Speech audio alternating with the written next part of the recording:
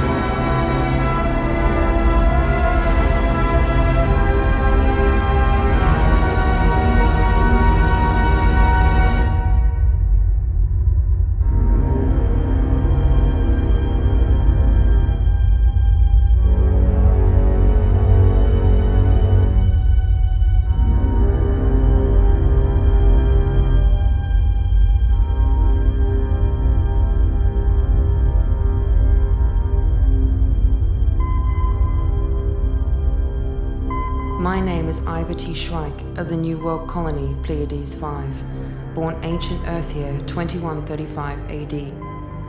I'm a genetic moded level 9 human, Homo sapien caste, age 932 galactic standard years. This fragmented memory record may be the only historical document remaining following the great Homo sapien purge of 2820.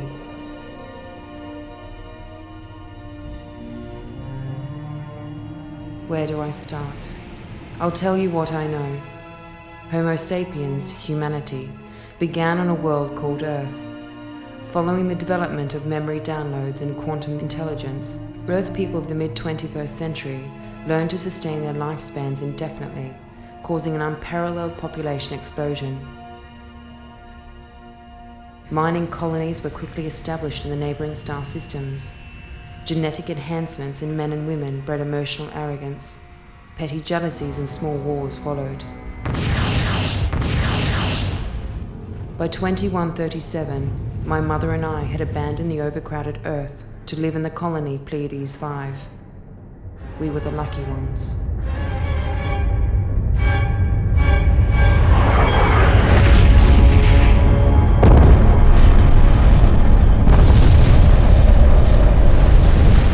Destruction of our beloved Earth fostered a power struggle in the local quadrant. During this time, a mysterious race of entities known as the Watchers intervened, enforcing many years of peace. Their gifts to humanity were hyperspatial wormhole gates that negated the temporal problems of relativity. Humanity expanded throughout the galaxy, but as quickly as they arrived, the Watchers vanished. Hyperspace wars erupted everywhere.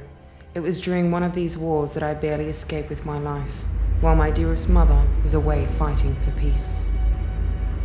By this time, only 2 colonies remained, my home, Pleiades 5, and the industrial mining colony, KONSTRUKT-3.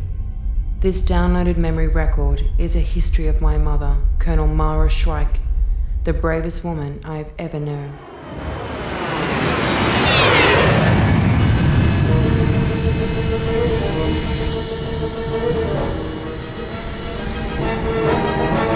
On my mark. Approach pattern Epsilon. Yes, sir. Roger, those leader. Colonel, picking up light signs, hundreds of them. It's impossible, it's an automated mine. Check your readings. I have them too, Colonel. I think it's an ambush. I've got nothing on visual. This place gives me the creep. But get it out. Didn't Gurney fix it? Gurney was killed in the last assault. Oh. scan online. Wavelength scan alert. Anomalies detected at 337 Mark 4. All wings, break off. Arm weapons, prepare to engage. Great, Colonel. Roger, sir. I've got nothing on visual. Yup, giving me the creep. Can you see anything? Or is there something coming around? 2 marks detected. Class 4 Konstrukt-3 battlecruiser. Weapons armament. Barrage laser, pulse cannons. Weapons armed. I can't see anything. Ghost leader to CC4. We're under attack from 2 Class 3 battle cruisers. Request hyperspace pickup at 7.28. Roger, Ghost Leader. All wings, rendezvous 7.28. No need to tell me twice, girl.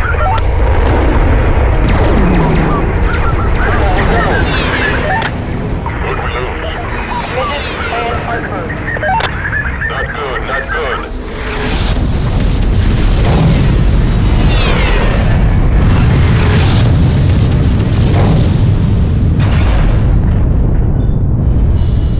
They're in pursuit. Stay close, number 2.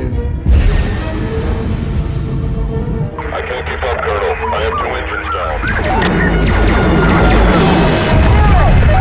down. Stay focused, number 2.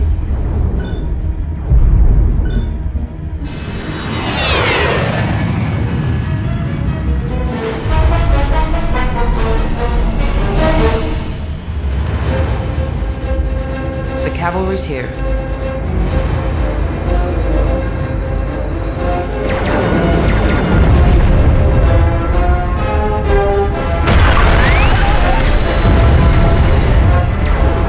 Number 2.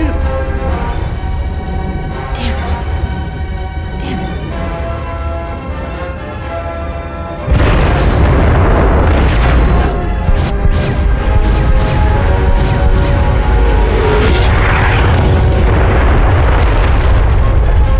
CC4 coming in with heavy damage. Ready, fire crew. Flashpoint alert.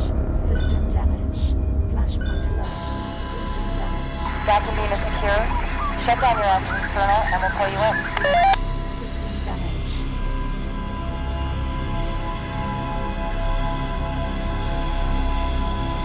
Flashpoint stable. Systems offline. Flashpoint stable. Systems offline. Flashpoint stable. Systems offline. Flashpoint stable. Systems offline. Flashpoint stable. Systems offline. Looking in on my mother's life allowed me to learn much about emotional suppression. Losing her entire squad impacted greatly on her in the days to come. It was this guilt that fueled her on when most would have given up. Mara, my mother, was an intolerably lonely woman. The members of her squad were her only friends on board.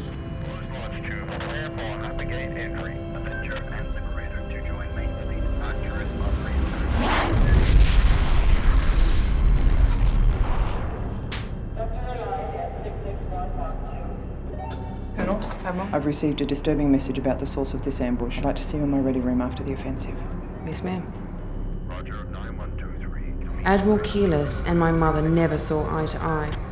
I learned later that the Admiral's prejudice towards the best colonel in the fleet stemmed back 12 years.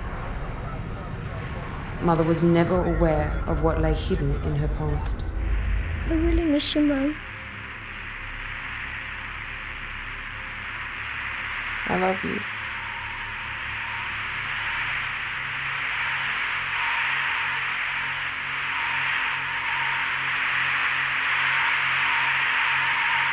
When you coming home, Mama? Soon, baby, soon.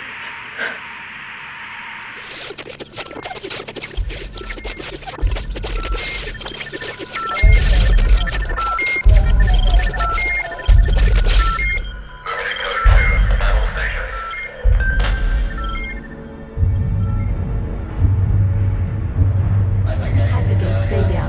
Prepare for emergency re-entry.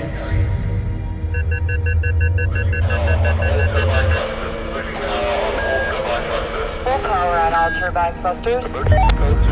Battle stations. We're being pulled out. Prepare for emergency re-entry. Reverting to normal space. Scan the area. Cannot believe the gravitron waves that pulled the entire fleet out of hyperspace. Must be a planetary anomaly. Don't know much about this graviton emission wave. Take a visual outside your window. What can you see? Alert. Anomaly detected at 37 Mark 26.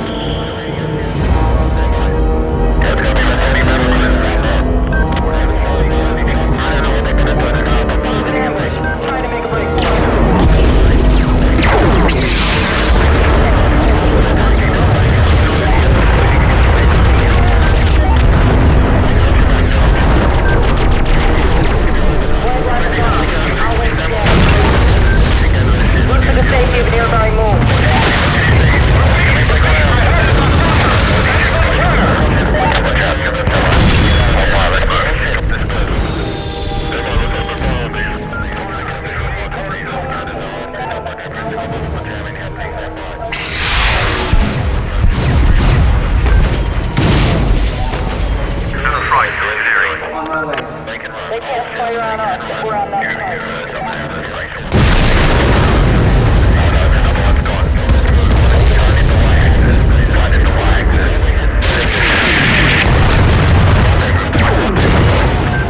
Mother had one friend left on board, Corporal Roger Blake Usul, a lowly technician who had risen to his rank through wartime attrition. Though hardly a man worthy of any form of command, Usul had an unusual talent for keeping himself out of harm's way.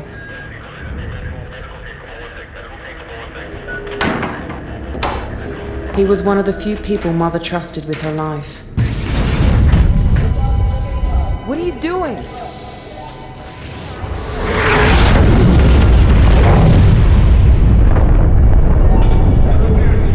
She suspected he was a third-stage prophet, but Usul denied any such possibility.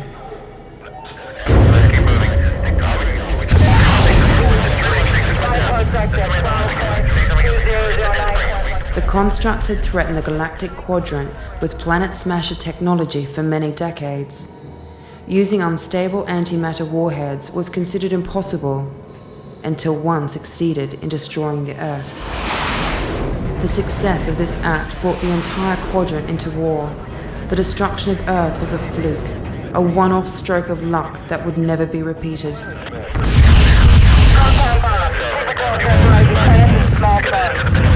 As the war progressed over the years, the Konstrukts applied themselves to perfect their antimatter technology.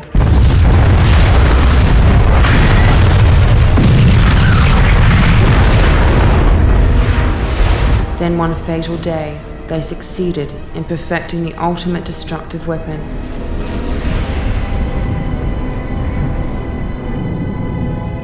The galaxy would never be the same again.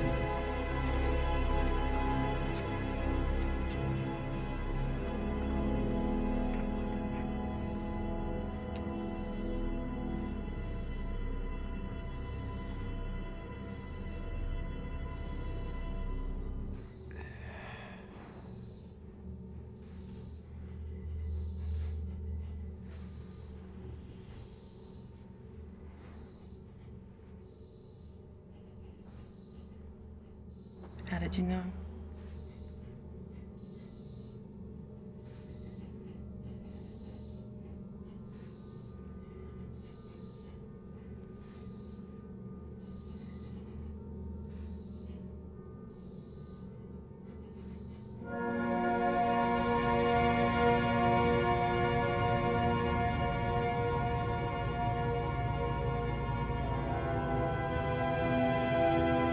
This is an automated central command authorization.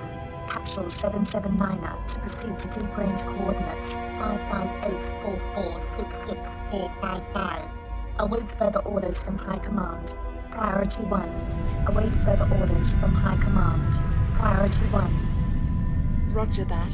Capsule 779er automated control proceeding to new coordinates. Awaiting orders. On board are Colonel Mara Shryyke and Colonel Roger Usul. Their condition is stable.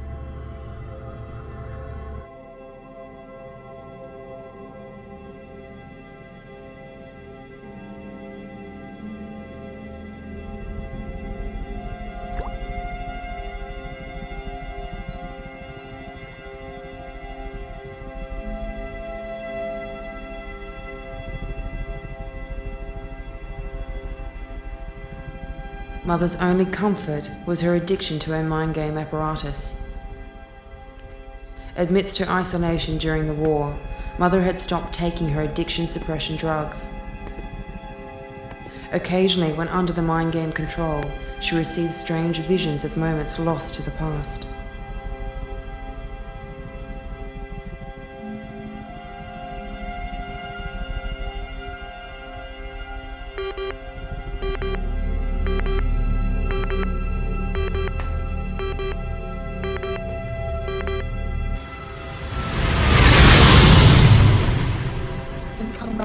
Incoming message. Confidential Level 2.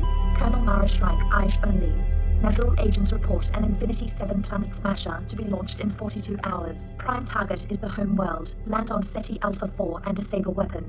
War Rocket 3 is 22 hours away to supply additional troop and weapon support. They are home to your personal transponder. Nazul agency suspects Corporal Usul is a double agent. Dispose of him immediately and stop the launch at all costs. Your own life is expendable. Message repeat. Confidential Level 2. Colonel Mara Shryyke, eyes only. Nazul agents report an Infinity 7 planet.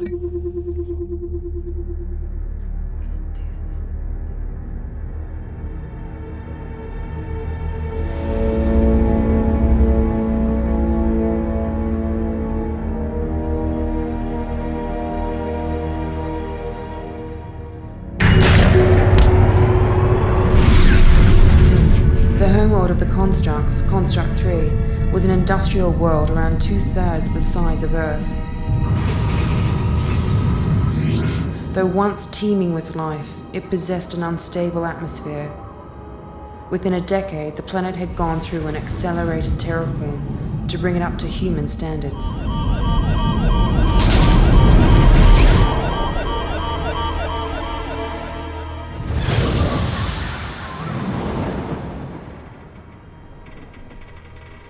The escape pod's auto-landing had not worked as well as expected. Each pod doubled as a hyperspace thruster. Emergency rations and supplies were often non-existent, having been stripped for use over the years by a degrading military force. Usul, the traitor, had hidden a small atom slicer pistol on board. Mother had no trouble finding it with a small radiation detector.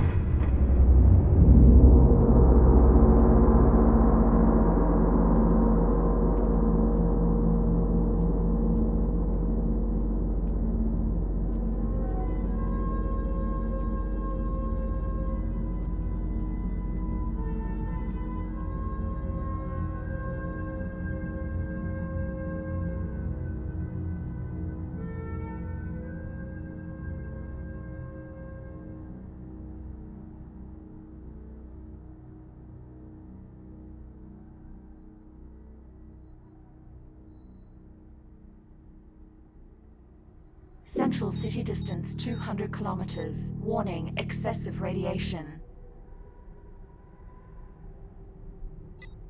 Time to launch, 41 hours, 35 minutes, 24 seconds. Bio-automation, active. Passive alert mode.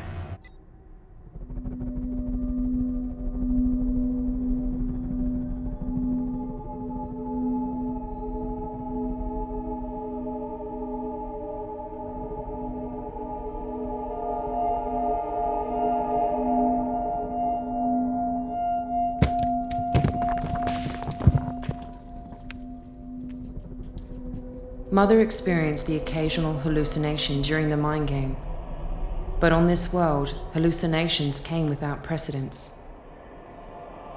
I think she surmised that something in the planet's biosphere was causing her mental contusions.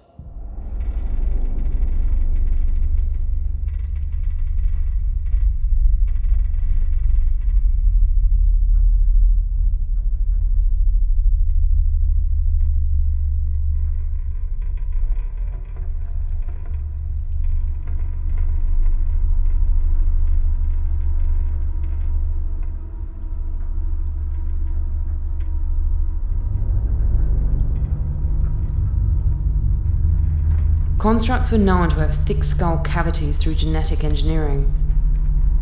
Originally, the Konstrukt-3 world was established as a medical research colony. They were responsible for deactivating the aging gene in humanity, extending human life past the 120-year marker. Their true obsession was with re-engineering humans to create a new species, Homo technis. As a race, they would stop at nothing to achieve their goal.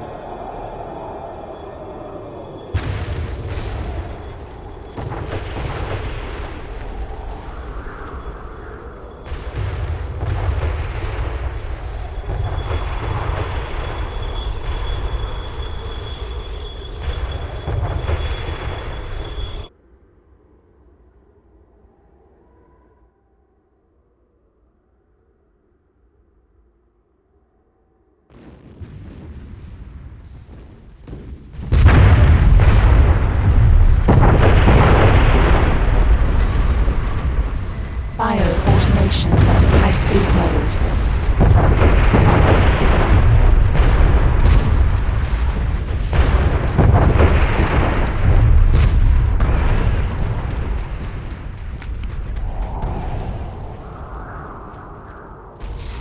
As a result of the harsh terraforming, most of the indigenous K3 life had completely vanished. Being a world of 3 suns and 4 moons, it was prone to massive weather variations. The average day could last anywhere between 2 and 40 hours.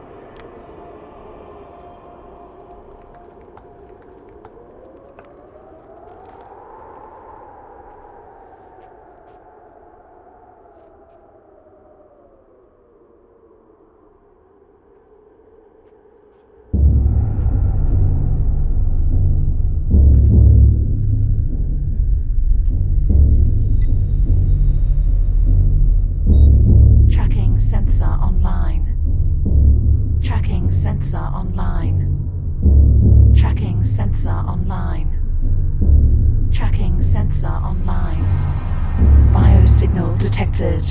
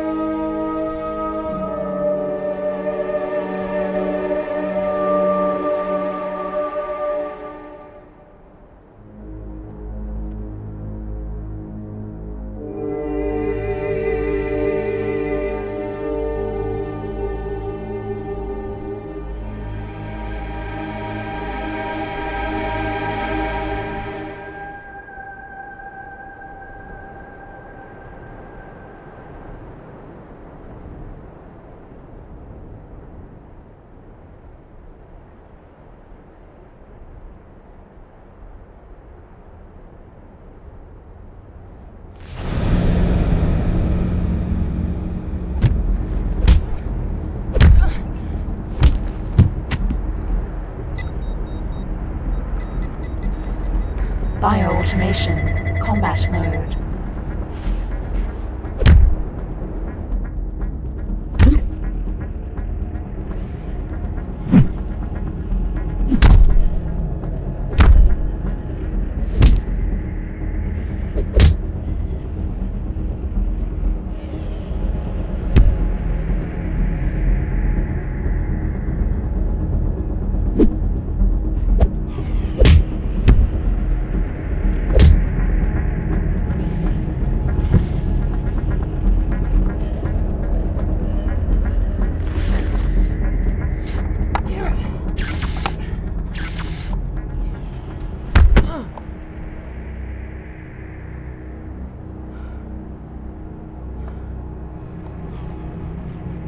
Many times, Usul had whispered thoughts of improving humanity.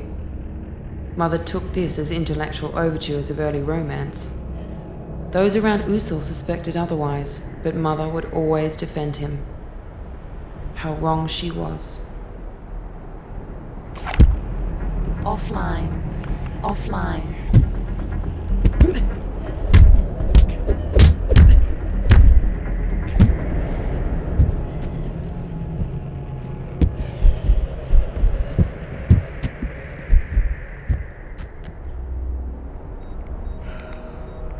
Bio-automation, high-speed mode.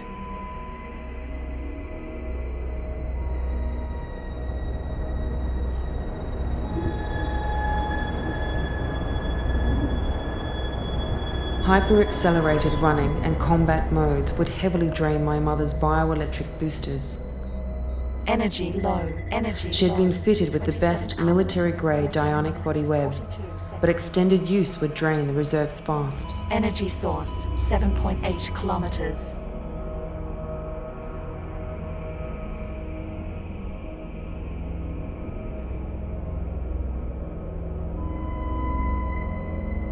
Great battles were fought in the early days on K3.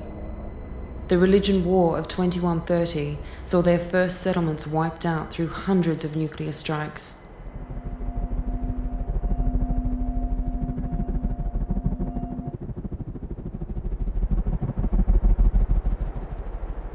The radioactive plains were said to be haunted with the spirits of the dead who were needlessly slaughtered many years ago. Or so Mother believed. The truth was perhaps stranger.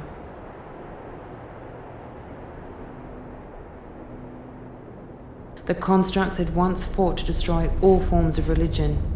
In latter years, they had embraced proto-religious concepts to help propagate their new species. It was hinted amongst the academia that the Watchers were the ones who seeded mankind's genetics in the past. Anomalies in the genetic code of humanity indicated somebody had interfered with our evolution. The Konstrukts were opposed to this notion and waged an ideological war against the Watchers.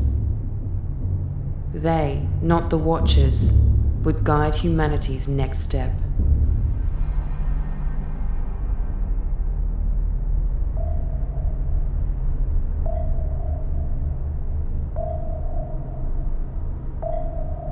The Konstrukts would tap huge reserves of power from the ether of the planet's biosphere.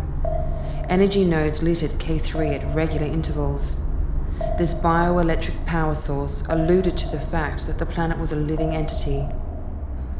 In school, I was taught that the ancient Earth was a living world like this.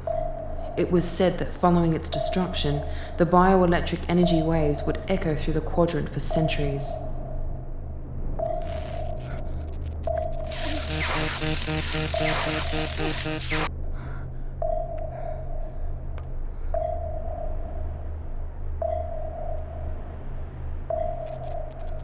Recharging. Unstable power supply.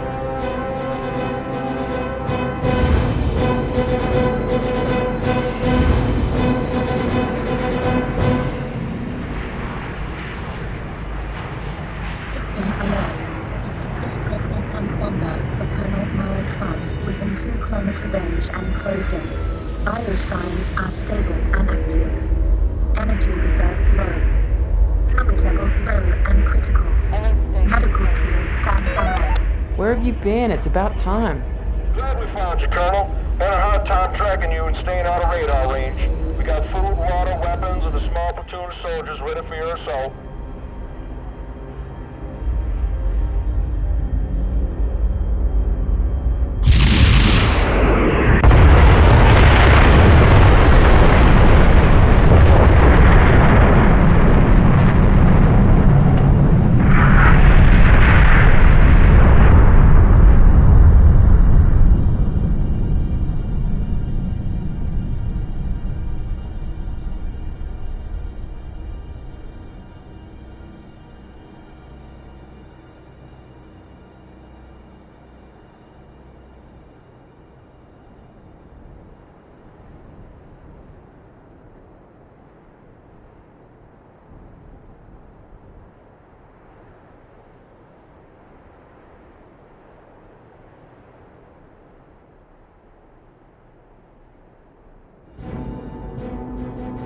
Usul's love for my mother was truly deep.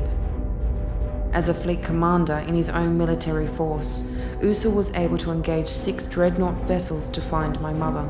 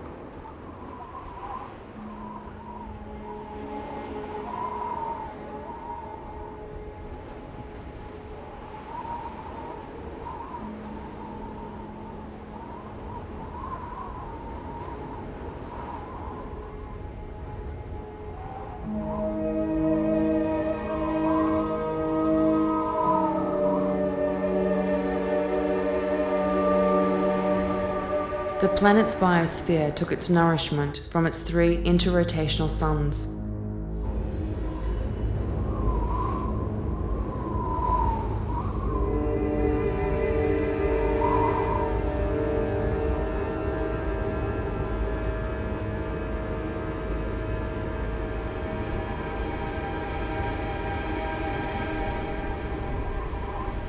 Many times during the planetary year, K3 would enter a heat zone that would raise the equatorial temperatures to inhospitable levels.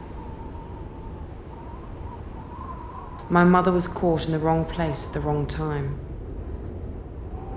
The winds were like a blast furnace, searing off the top layers of skin.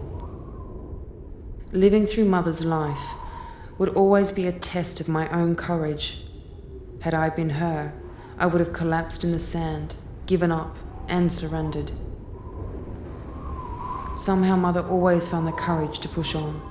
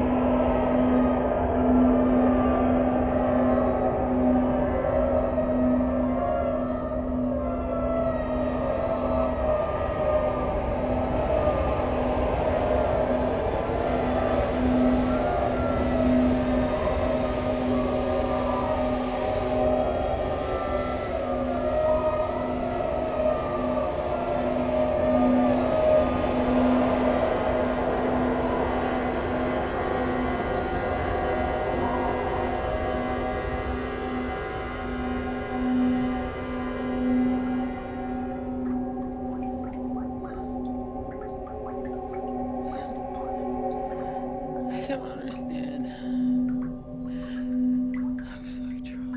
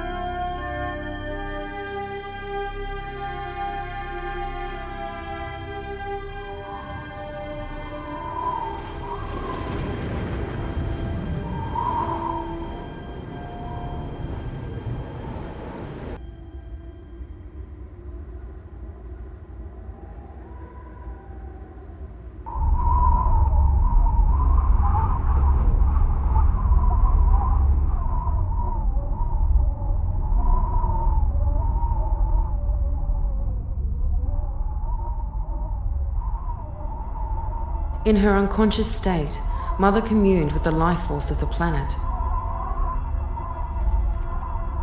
K3 was founded as a medical colony, originally because the biosphere promoted a natural form of healing within the human body. This uniqueness was considered lost during the 2130 religion war. Mother was at odds with this strange world, but the world was responding with kindness.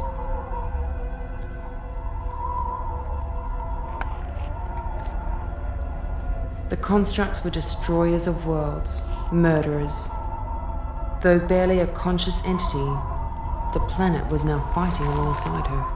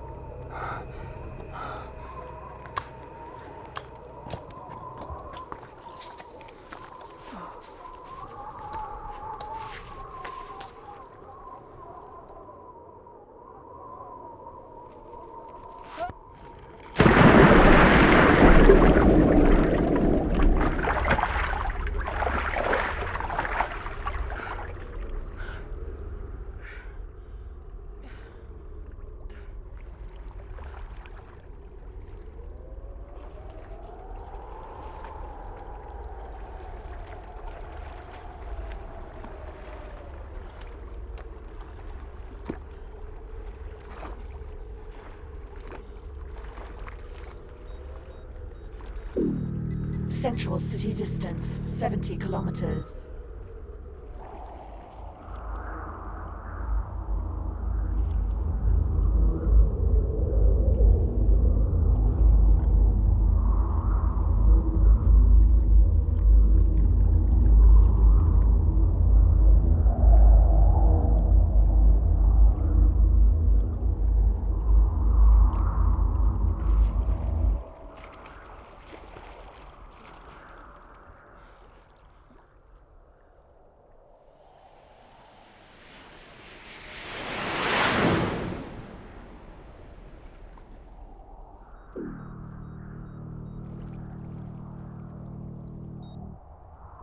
Rocket-based ore transport.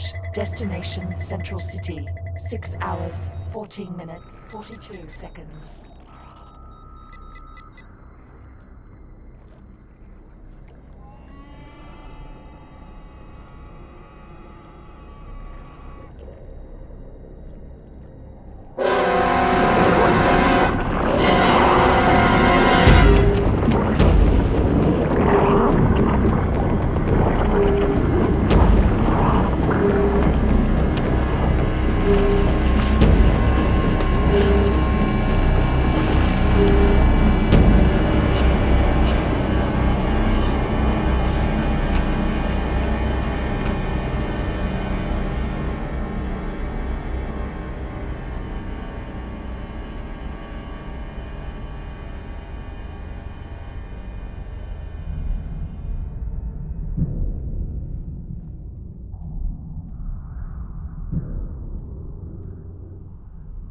Zoom sensor mode.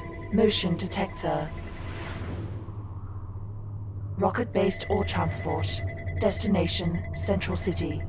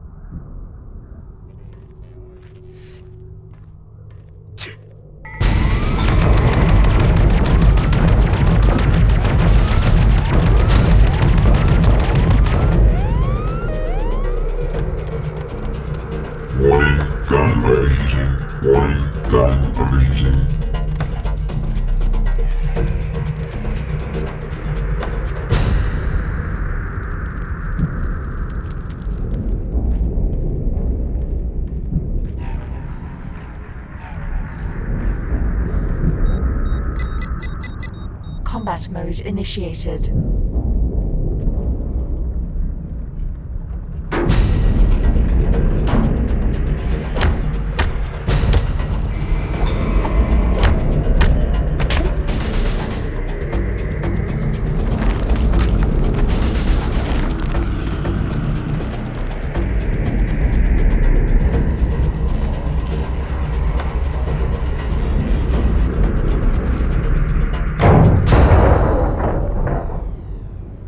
Early experiments with upgrading sapiens to Homo technis resulted in the creation of emotionless drone soldiers. More machine than human, these sentries were a sad reminder of the failings of the Konstrukts.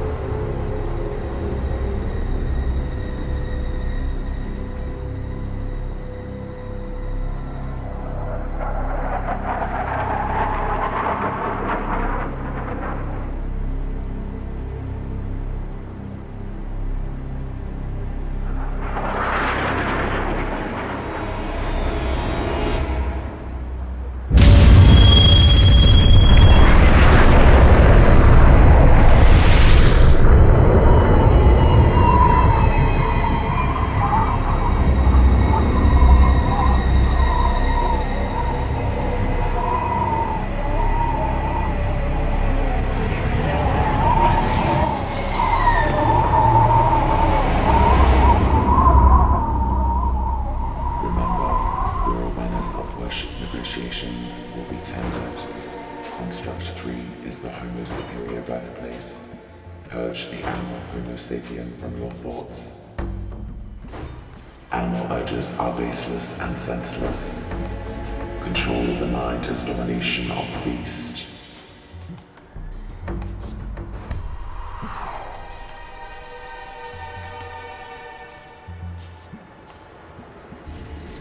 The future of humanity is us.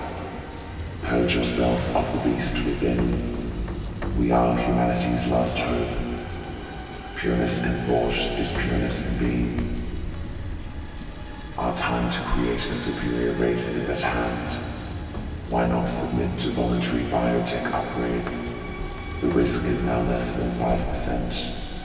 Roswell Control reports debriefing. Commander Roswell Control reports debriefing. Code 7. 316 report to control. Biotech addicts are the first in line for immortality. No longer will the Watchers have dominion over who we are. Recharging. Unstable power supply. Memory, intelligence, and hard work are the keys to our future. Warning. Power overload. Raise your work quotient above 12,000 and live to the age of 300 years. Power levels 98%. Raise your work quotient above 200,000 and live to 900 years. Work hard towards immortality. Work hard for our race. Sow the seeds for the future of humanity. Homo Technis is our goal, our dream. The universe will be ours. Biotech adepts are the first in line for immortality. No longer will the Watchers have dominion over who we are. Homo Technis is our goal, our dream. The universe will be ours.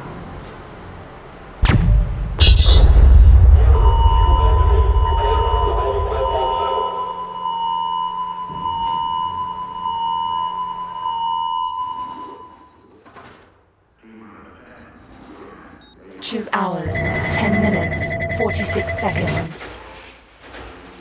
2 hours, 10 minutes, 46 seconds. 46 seconds. 46 seconds.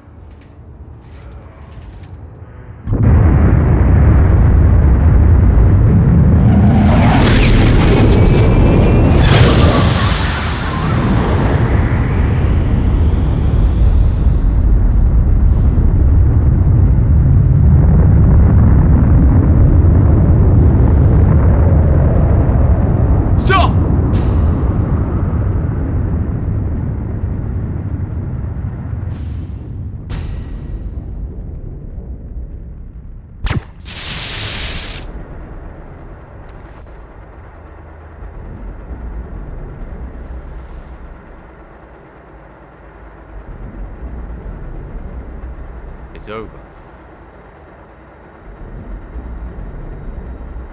Mara, please.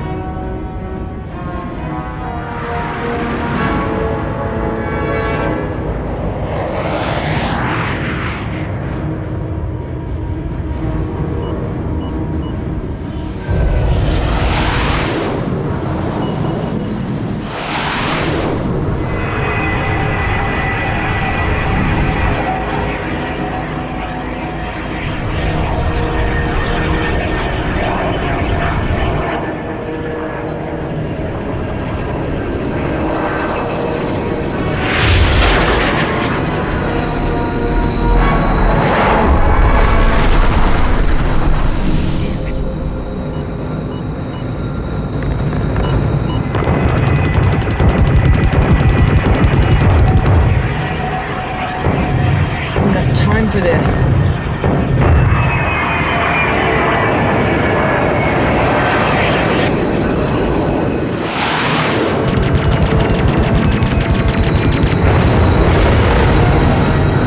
One down.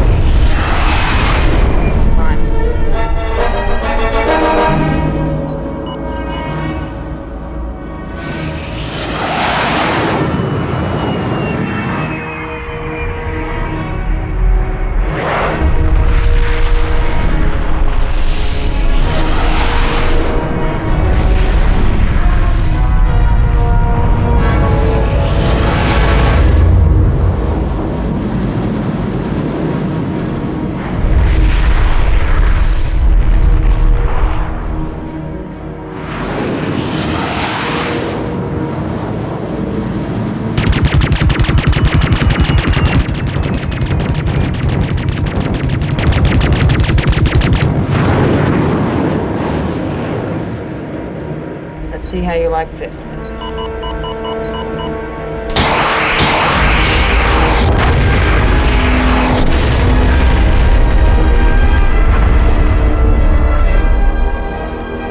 How am I supposed to do this? We've detected Planet Smasher device. Deathbringer class. Bearing down on us. Wave 1. Emergency evacuation ships are away. Expect countermeasures to be launched in 5 minutes. Intercept fleet in 7 minutes. This had better work.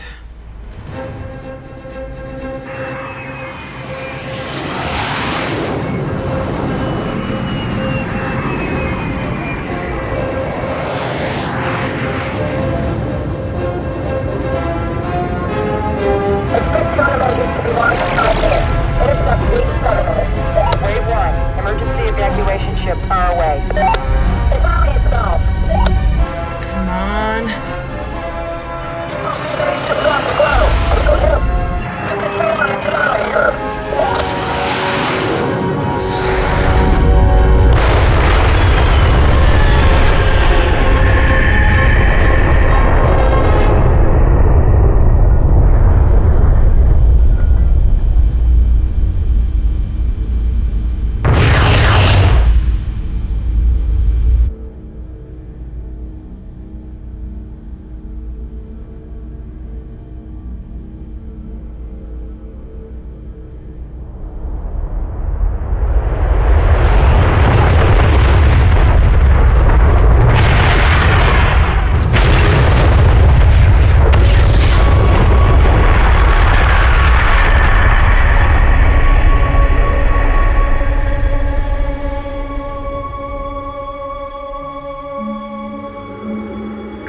Planetary shuttle. The pilot's name is Shryyke. She can't be more than 12 years old. Poor kid. She says she's searching for a mother. Mother's parting gift, a small planetary shuttle, became my most precious possession in the years to come. I eventually found her memory download capsule inside a navigational beacon. These beacons littered the hyperspace trade routes. Made of titanium plasma steel 8, these tiny memory capsules were embedded in the base of a human skull. When my mother was vaporized in the explosion, the only thing that survived was the capsule.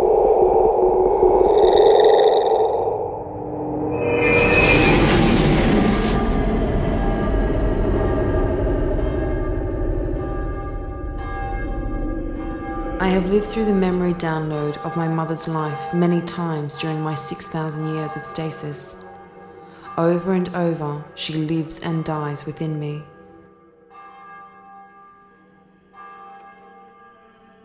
Though I hardly knew her, I miss her terribly. I have glimpses of her earlier life on Earth, the great cities, the ancient architecture. What's your name? Mara. Hi, Mara.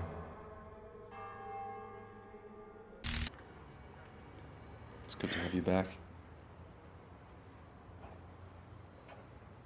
Mother spent her formative years dealing with her mind game addiction.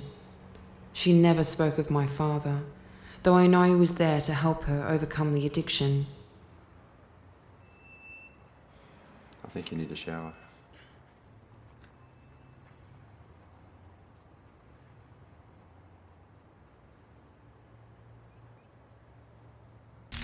Buried deep in my mother's memories, I glimpsed an Elite 7 timeship in the Los Angeles skies. I heard many rumors of time travelers visiting Earth. To my knowledge, many had tried, but none succeeded. Most of this technology was lost during the Mars Liberation War. I have to do this.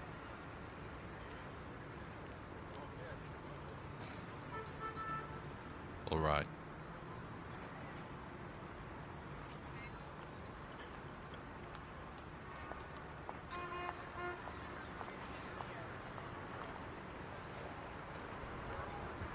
My mother and father had been together 57 years. They lived in many places. The mind game issue had plagued every major city across the Earth. When the war began, addiction suppression drugs were made compulsory by the ruling military government. Got the new Infinity 8. Yeah, everyone's onto it. Yeah.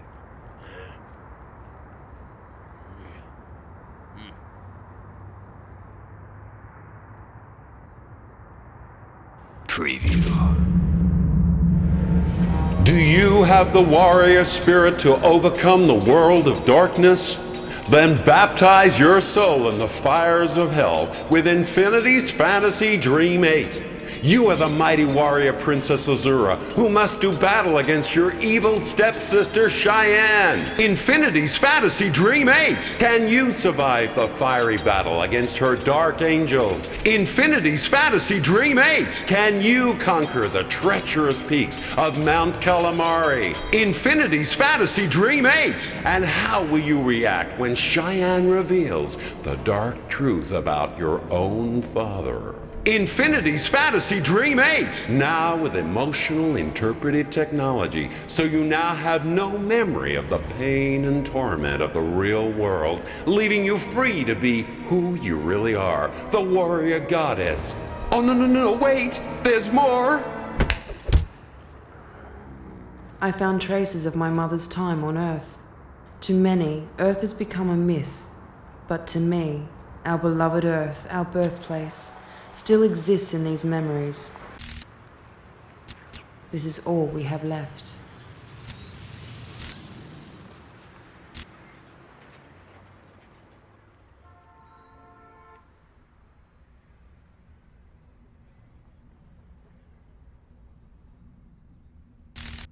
A few weeks after I was born, the memories of my father were permanently erased.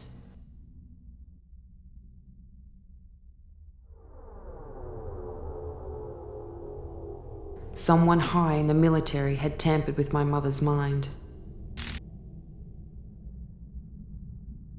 From what I could piece together, Admiral Keyless's prejudice towards my mother was born out of guilt from 12 years prior.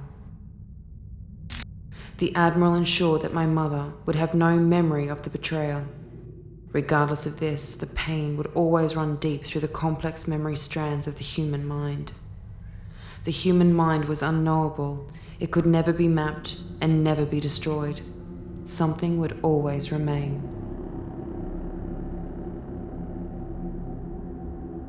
My mother's life and my own are now intertwined.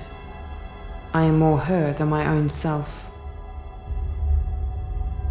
My own experiments in time travel were geared towards warning humanity.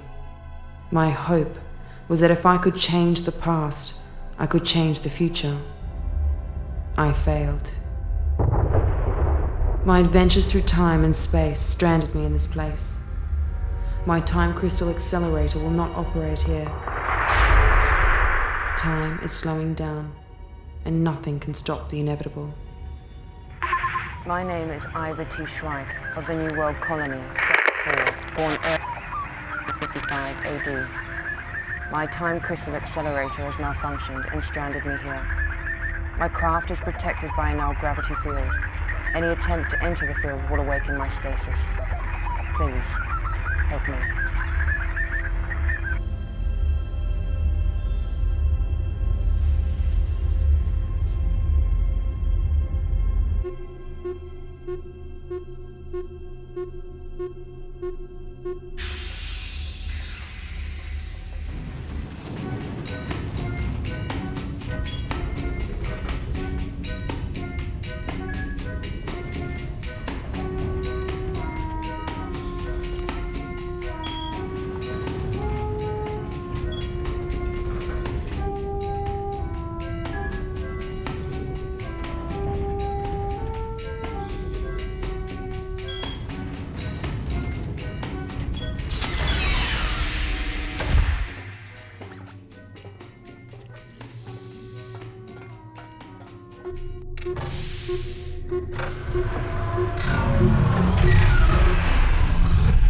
Life support restored, motion stabilizer offline, ID scanners offline. Light batteries 6 and 8 have failed, and you've overslept. I've missed you. Status. You won't like it. You have been in stasis for 6,994 years, 28 days, 11 hours, 38 seconds. Energy reserves, 20 minutes of full power remaining, equivalent to 42 years in living stasis, and 108 years in emergency stasis. Just in time. And you have guests. Welcome aboard. I'm Cyrano, this is Cestus. Thank you. Just give me a moment. I've been living in stasis for... Yes, a very long time.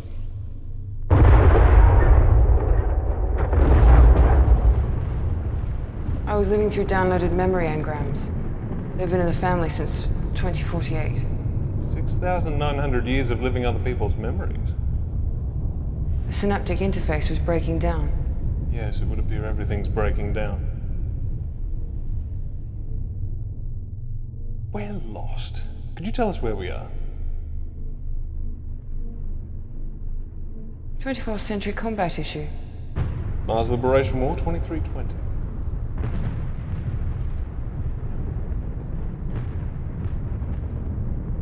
And where did you come upon an elite time ship? It was caught in the crossfire of a skirmish. It was watching us for days. There was acid gas everywhere, so we hid in it for shelter. It malfunctioned and brought us here. Are we in a dark matter cloud? This is the end of time. The universe is collapsing in on itself.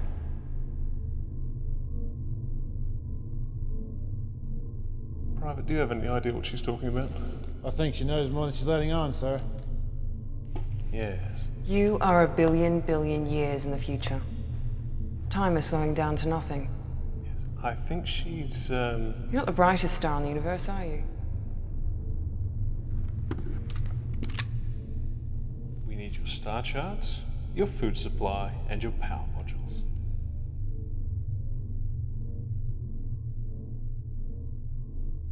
There's always someone like you to spoil my day. Enough talk.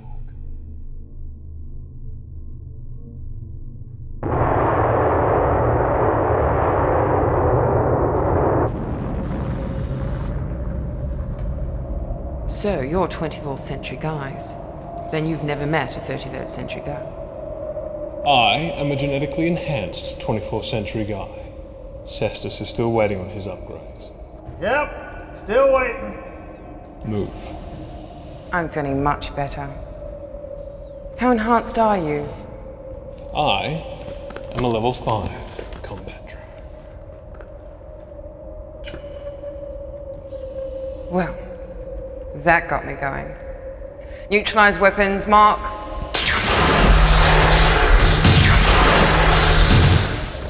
Thought you'd never ask. 4 minutes, 20 seconds of life support remaining. Never mess with a 33rd century girl. Damn it!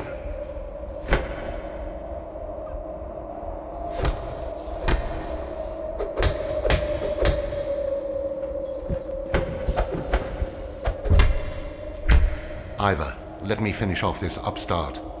Now you're making me angry. Let me at them. Come on. If I had time, I would make you suffer. Hull breach on level 12. Access radiation. Hull breach on level 12. Access radiation. Hull breach on level 12. Access radiation. Life support failure in 30 seconds. Null gravity field failing. Stabilize our descent and prepare for slingshot maneuver. That old chestnut's not going to work.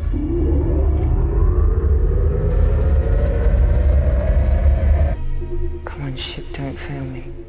Light thrusters offline. Options? No options. I've failed you. Open the radiation collectors. Collectors opened.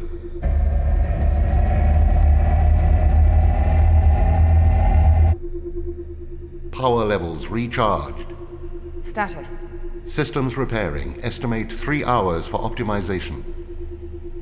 Activate null gravity field. Fire all light thrusters.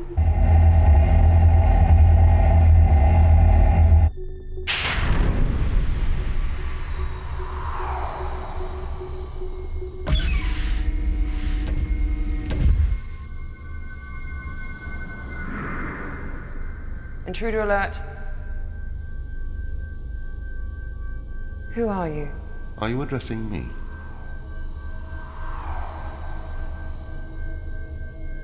What are you? We were the Watchers. The Watchers? At one time. Yes, I've heard of you. And you, a proto-human being. The Watchers? You gave us dominion over a quarter of a galaxy. Then you vanished.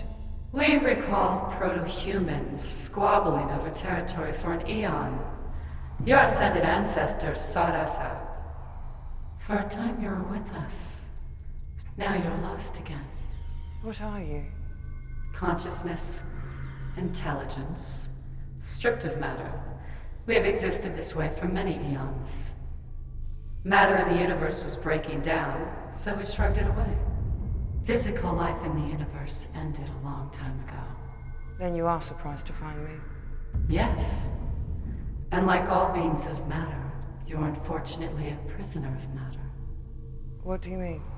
When all matter in the universe is returned to the source, it will collapse on itself and restart again. And where does that leave me? You're all that's left. With the universe's collapse, everything begins again. I have to die? As you have experienced life in this universe, it's our belief that perhaps you will live again in the next. I have the stored memories of 1,000 years of human existence. I will not sacrifice it. What I have here is all that is left.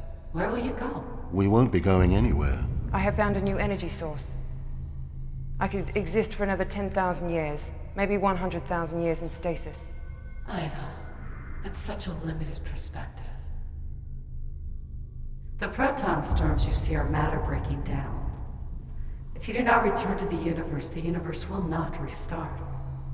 Soon matter will dissipate, and the universe loses its chance to begin again. What you are saying is that unless we join with that giant ball of matter, the Big Bang may never occur? In your simple terms, yes. Don't believe what they say, Iva. So it's all one big cycle. In a billion years, I'll be back here again talking to you about the same thing. Perhaps. Or perhaps your knowledge added to ours will survive the restart of the universe. Don't count on it. I can't risk it. We have hope. You must have the same. No. It's been a refreshing conversation.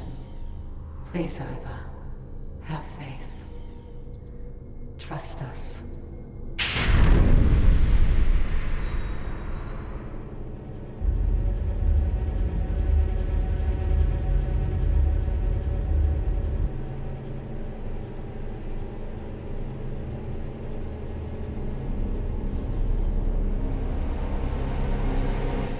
Please, Iva, have faith.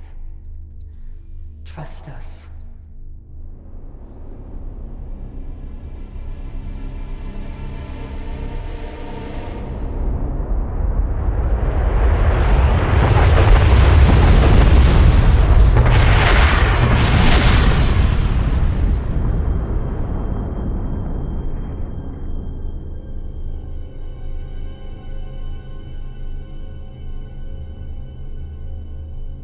Iva, in the past 1,000 years I have become self-aware. Please, don't end it all. This time it will be different.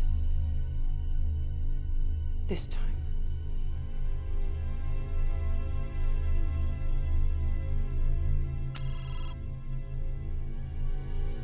Not so fast.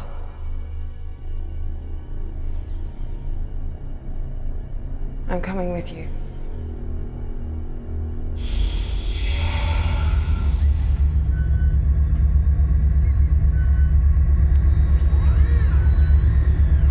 Radiation shield active.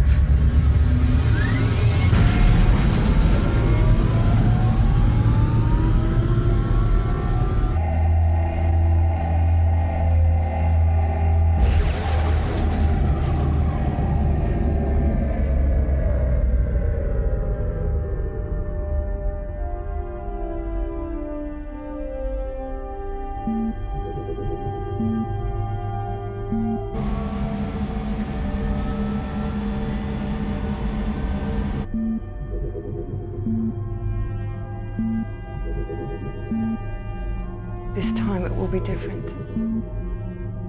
Iva, will I remember who I am? Will we be together? If you survive, remember me. Memory download capsule ejected.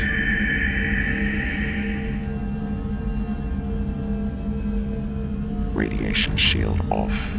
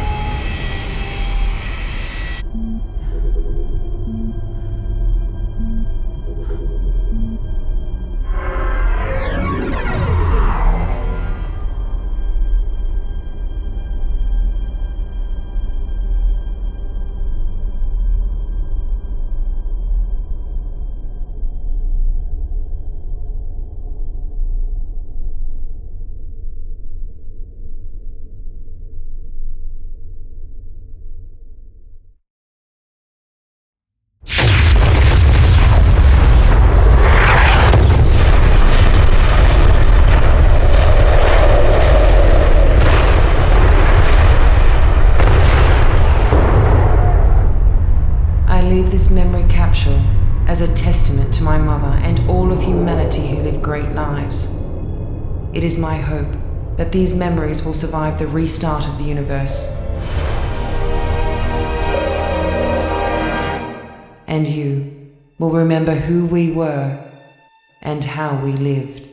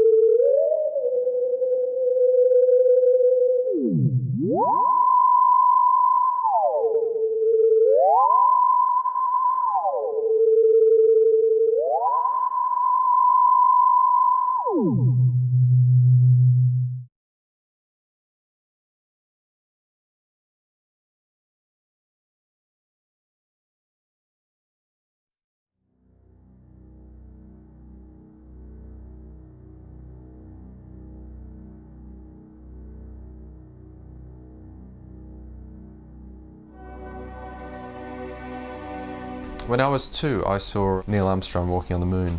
I was in Yorkshire in England, and my father took me outside and said, pointed up to the sky and said, Neil Armstrong's walking on the moon. And I saw it on TV. I couldn't understand how he could be on TV and on the moon at the same time. I was always an avid reader as a child. The first book I ever read was The Time Machine by H.G. Wells. I think I was about 7 or 8 when I read that, and I moved on to War of the Worlds. I would build spaceships in my back garden, and I would spend years having adventures flying through space. Someone loaned my mother a 8mm camera, and I took it out and started filming things like helicopters and little movies, little adventures. Then the day came when I saw Star Wars, and to see a movie like that really just opened my eyes to the whole world of movie making. So from that point on, I was always building model spaceships and putting them on camera, even to the point of going to film school.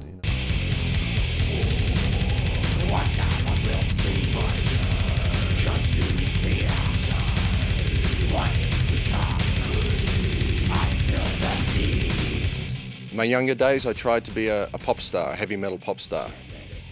I failed. When I was 18, I was, I guess, being groomed to be this television preacher. And I went on television a couple of times and had to argue with Catholic priests about God and stuff.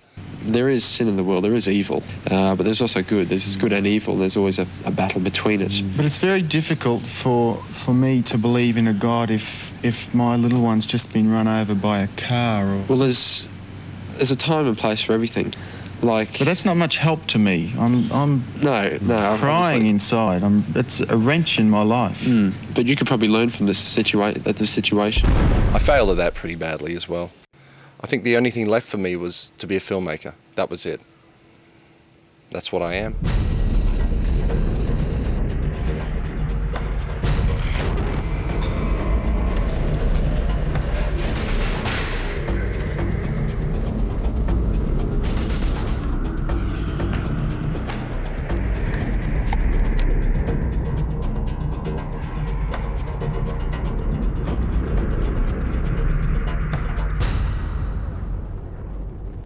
I always have this thing, it's very hard to get lightning on camera, and so I really felt it was, if we get lightning on camera, it would mean it was a good shoot. Oh yeah! Got it? Yeah, that was perfect.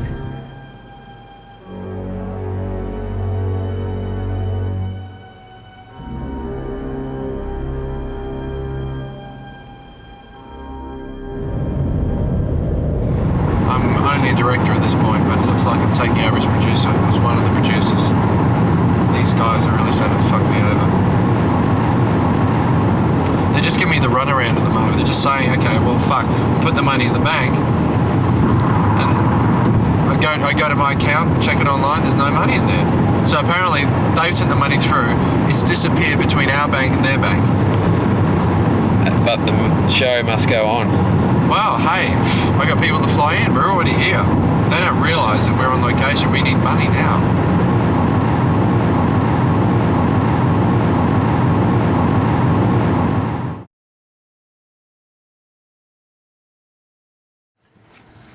Now here we are having our production meeting the first day. We're wondering if this is a bad omen. There's a beautiful dust storm kicking in.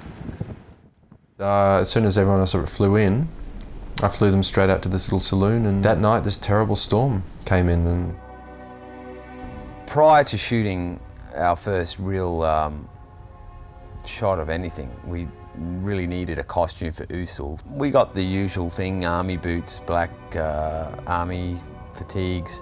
I found this nice sort of combat jacket, and we just sort of put together a little outfit for Usul. And here's Blake, dressed up in his black outfit for the first day, and he's got his gun, wants a couple of photos, so I took a couple of photos at the hotel, and then he decides to go walking around and, you know, I don't know what he was doing. There was only 4 or 5 minutes involved with standing out in the car park in the sunlight, getting a few shots. suddenly he just races back inside and closes the door, and I said, what's going on? I peer out the window and there's cop cars turning up. After the third car arrived, doing a sweep of the car park and banging on doors, we made the connection that perhaps looking like a paramilitary terrorist at a suburban hotel was probably not a good idea. Every day from that moment on, cop cars were turning up and just watching. I think they were concerned that, you know, terrorism had arrived. Because I'd worked with Neil as a makeup artist, you know, on so many different jobs, and when he called me and said, look, I've got this film I really want to do, you know, we need to go to America. And I said, yeah, that'd be great, you know, and here I'm thinking makeup process the whole time. And he said, well, no, I actually want you as the lead. And I thought, I've only ever worked with him as a makeup artist, so it was kind of, it was a bizarre process to find out that I was actually acting in this thing. I mean, he'd only seen a showreel of mine, and we were mucking around one day on set, and he put me in front of the camera, and obviously he liked the look, and then next thing you know, I'm in America shooting a feature film. It's very bizarre.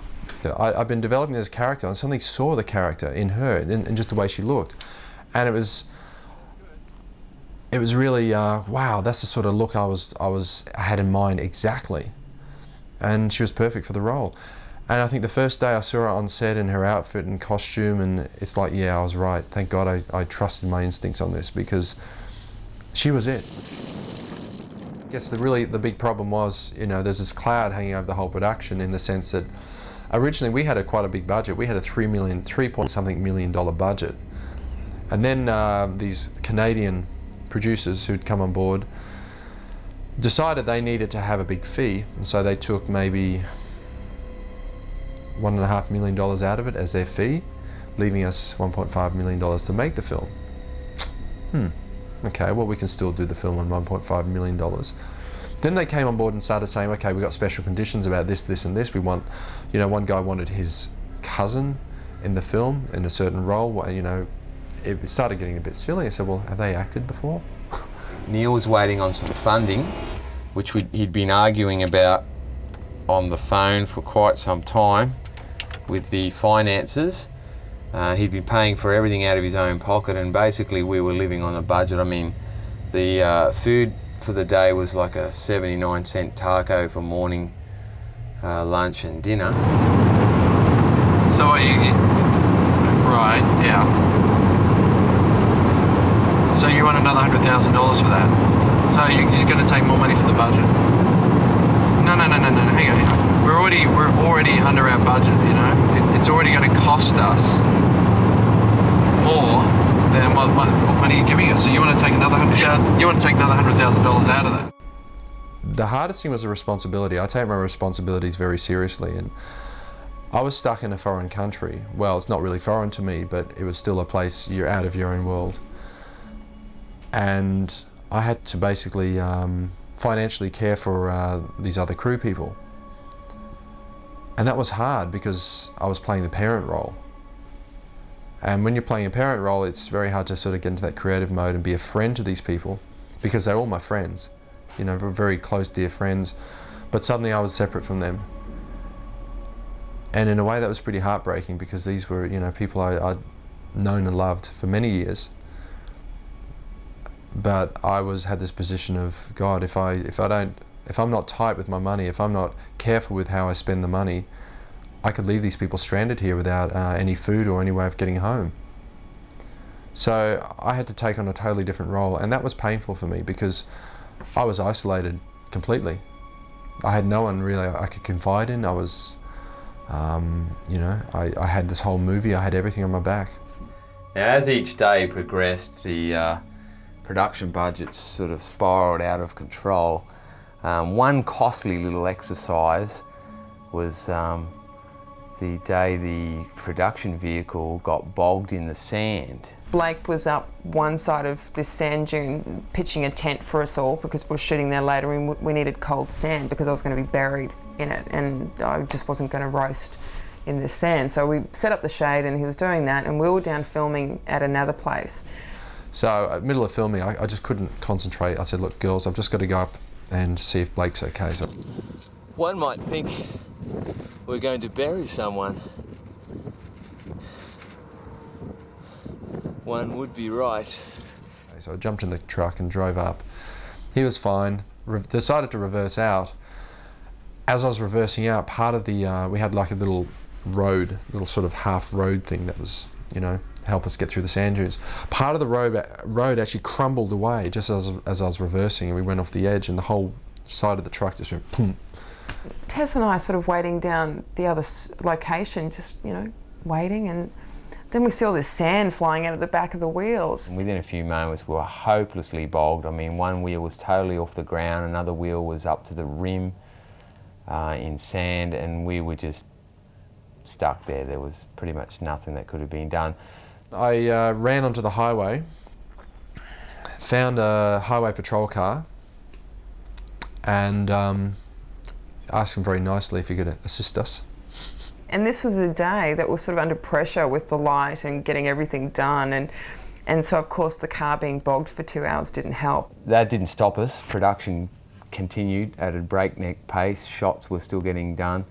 Basically, I was left up there to salvage the situation, and we got a call through to a local towing firm who had trouble themselves getting up the ridge. And here comes our rescue, and the rescue man is bogged. And the tow truck goes for its third run up. He's gonna make it this time. Here he comes. We've done 2 scenes, we've got 6 to go, and the car's been bogged up the top of the hill. See the tow truck? We had to get the cops out who radioed in and got us a tow truck and blew half of our budget. Oh look, we've got somebody else coming up here now. Now see, that's what we should have had in our budget to get. A few $100 just to tow us out of the sand. And he said, "Oh, what are you doing here?" I said, "Oh, we're shooting a movie." He said, "Oh, wow, can I be in the movie?" I said, "Yeah, it'll cost you $500. At that point, I rang a real estate agent friend of mine in Australia and said to them, "I think I need to sell my house. I've got 2 houses. I need to sell one of them very quickly, and I need money urgently."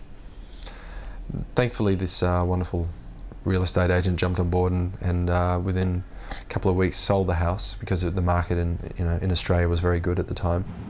Right, we're 3 days into shooting. 3 days. We've already been shooting 3 days. Yeah, I told you that. Look, I told you that 3 days ago. Okay. Well, everything is now coming out of my pocket. Just turn the camera off.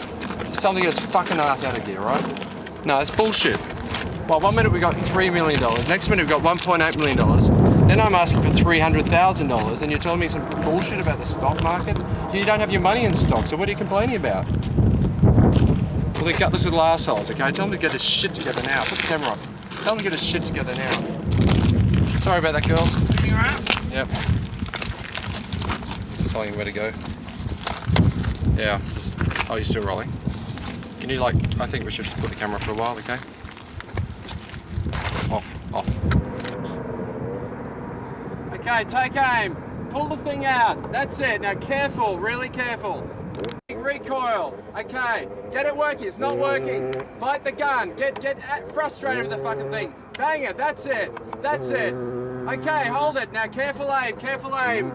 When we first got to the desert, I mean, we'd been in winter in Australia, and I knew that it was going to be hot. We're going to be in the desert, but I don't think anything could have prepared me for the heat wave that came at us as soon as we got off the plane. There was one day I particularly remember that I had to run up and down these sand dunes and run past camera, and I think it was the 3rd take on this, and I'd gone straight past camera, and all of a sudden I just lost my hearing. I was just about to pass out. I thought, I'm going to die. This is the day I'm dying. I had no idea that it could actually be so hot. It was just unbelievable. Boy, a gale out here. We can hardly talk above all the wind noise. I've ordered all the crew to wear face masks. I'm going to dare it without a face mask till I'm a real man.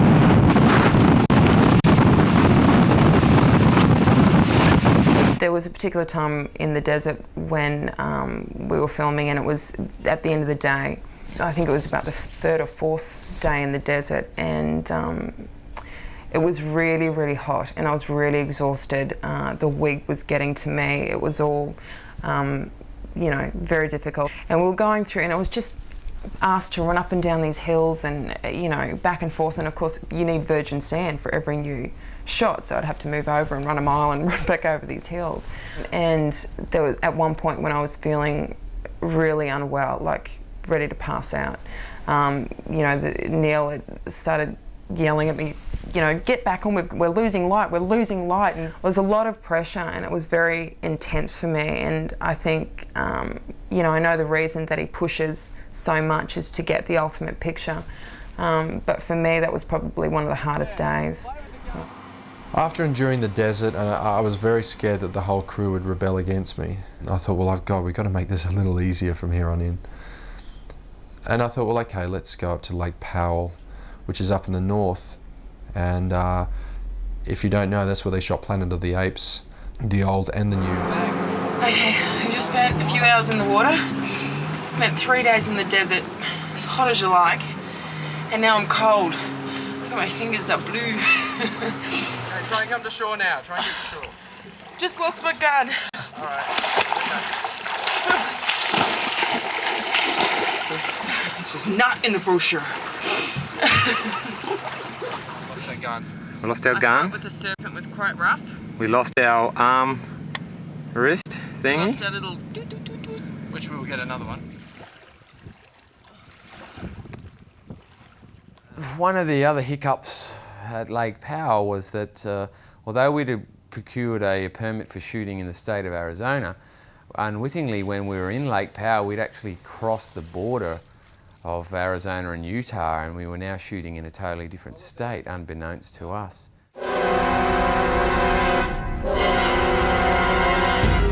Next thing you know, a park ranger pulls up and starts having a go at Neil about, you know, permits and all the rest of it. And he said, sort of clenching his gun on the side of his body. I don't know why they arm these park rangers, but this guy was armed. And he said, look, you know, he's quite angry, you're not supposed to be here, blah, blah, blah, where's your permit? And I said, well, sir, I've got a permit, and showed him what I had, but it was not the right permit for the right spot. And this park ranger was pretty cross, and I think he was just about to cut Neil away.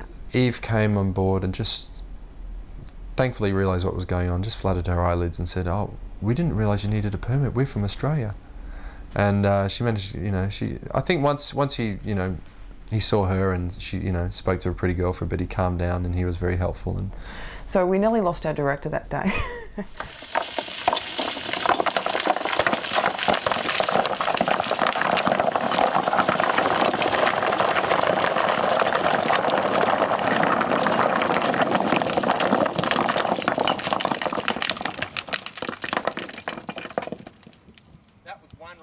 The shot called for a few pebbles to roll down a hill, and then perhaps a few larger pebbles, culminating in a boulder slide of epic proportions. So as the trusty production assistant, special effects and physical kinetic effects expert, I was called upon to scale up the side of a hill in full Usul costume, having just finished a shot in the area, and proceeded to initiate a rock slide.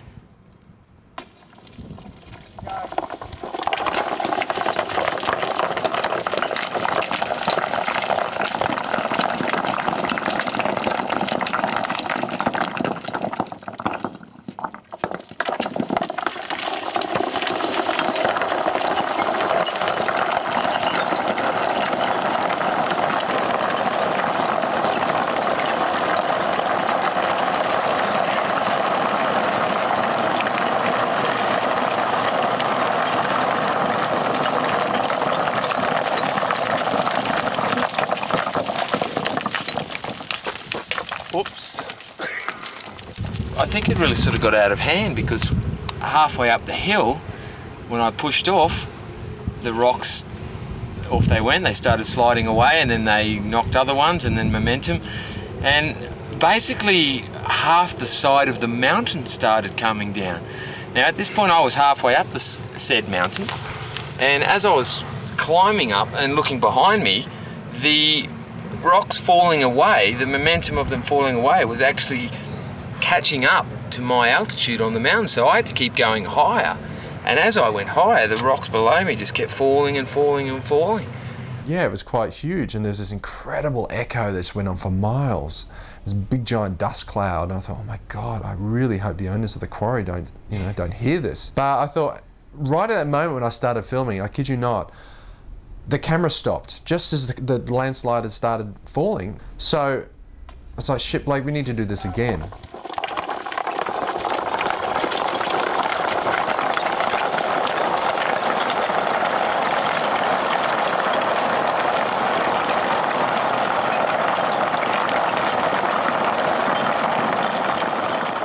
As the end of the trip loomed closer and closer, we found ourselves in LA. Again, shooting without a permit. And of course, that's where we're parked. I think we did some exterior shots and bits and pieces. And then I realised I had no money. Pretty much everything fell apart in LA. So the budget's gone from $3 million to $1.8 million down to $1.2 million. And out of that $1.2 million, I'm left with, yeah. Well, I paid for everything myself. Yeah, we kept shooting. No, fuck it. You'll have to pay me back. Yeah, well, you know, you guys come with the money, it's your film. I've had to sell the house. You know, I wanted to keep that, you know, I thought that'd be nice things. That was my retirement fund. I've sold my retirement fund for this, all right? I mean, I know you've got three or four houses, I know you've got a fucking million retirement funds and your kids' college funds and blah, blah, blah. Meanwhile, I'm sort of stuck without the money. Yeah, this is all I've got. I'm not rich like you know? I'm the struggling filmmaker here. And I'm paying it out of my own pocket. And you guys want to own the thing at the end of this when you haven't paid me any money. No. It doesn't work that way. You don't pay me when the film's finished, you pay me when the film started. Yeah, exactly, because you're the ones who are paying, you're the guys who own the film. I'm just making it for you, you know? It's bullshit. If not, I'm going to own the film, I'll make the money. The money was not forthcoming. Basically, we'd been told that funding for the picture had fell through, some lame excuse about recapitalising in some other area. It was that point that Neil lost it. No. I've decided not to take your money. No. I know you want to put it today, right? Okay. Well, it's too late. No, you fucked off. You fucked me over. I'm sorry. It's too late. I'm paying for this myself. I've sold everything. I don't care. Hey, you want to try and sue me? You can, but guess who owns the rights to the film? I own the rights to the story. Well, you fucked up. I'm sorry, you fucked up. I told you should got to pay the money. Yeah, well, why didn't you pay the money when we started shooting, dick? Oh, hey, it's my film now. You know, you can sit there and write your check. I won't cash it. It's your problem. See ya.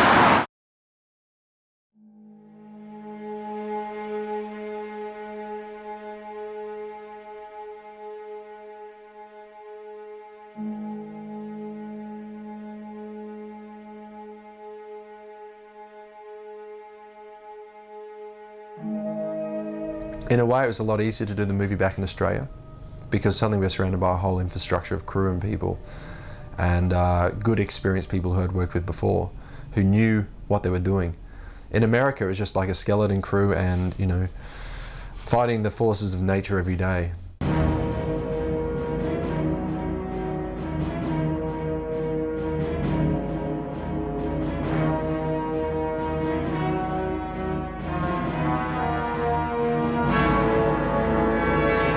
I managed to track down a DP I'd worked with in the past called Dan MacArthur, who has won every award there is, done everything there is, still got a good energy and a good creativity happening. And his shooting style is similar to my own, his lighting style is similar to my own, so he could just slot in and, you know, take over the DP roles, which was really a blessing for me. You want to go, obviously, full body filming, like that. It's good to have Jim Lagerstead back on board again. He'd been working on my second film, so he knew all the trials and tribulations we'd been through on all the movies, and it was good to have, you know, him come on board. Yeah, I was actually promoted. I was promoted to production manager, which was again a very interesting experience for me. These are the problems. Find a solution for me, and he just sewed it up for me perfectly. The blue screen days were interesting because we had none of that on the previous production to become one. So it was a new experience for me and many of the crew. It's very different from shooting on a location because you really have to try to visualize what's around you and behind you and all that. And obviously, at some point, the only person that can do that is Neil. For everyone else, it's people standing in front of a blue wall. Yeah, but it's nicer to be behind shooting this because in the desert it was pretty hot. At least we can control the environment a little bit better here and keep our cool, as it were. It was so intense what they were doing, what the actors were doing, that you actually somehow, that blue screen disappeared and you actually saw something else in front of you when you were watching them, especially watching through the monitor. You actually saw some kind of context, and it wasn't just people in front of a blue screen anymore. There was actually something happening in front of you, and that, to me, really, that's where the acting and directing came through. You look to me. Remember that line we practiced? When you come and call. Okay, that's all we got to do. It was a good day. My own daughter did a cameo in the film. Again, she was also in my second film. And she did a remarkable job. I mean, I know she's my daughter, but she did it perfectly and I was amazed.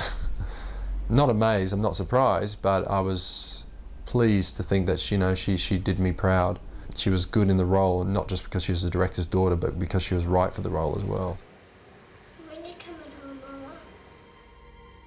Neil had basically gotten some funding together and we went to possibly the most expensive location of the shoot, a full-size battleship berthed in a dry dock harbour in the Maritime Museum. It was costing me $800 per hour for this place. So every time something went wrong, in the back of my mind it's like, shit, there's another, few dollars out of my pocket, or, there's another meal I won't have. I'm on, please. I'm on, please. One of my favourites, I think, for pure joy and entertainment would have to be when Mara and my character had to pass each other in a very tight, confined space, and I had to deliver a line to her and be all terribly serious. And Eve, the lead actress, and I know each other offset. So we were all good, we're very professional people and you get into the moment and, you live truthfully and she keep it real and she stood in front of me and the next thing you know, we were just snorting and laughing like 15-year-olds at our first disco. Colonel. Not too far. Colonel.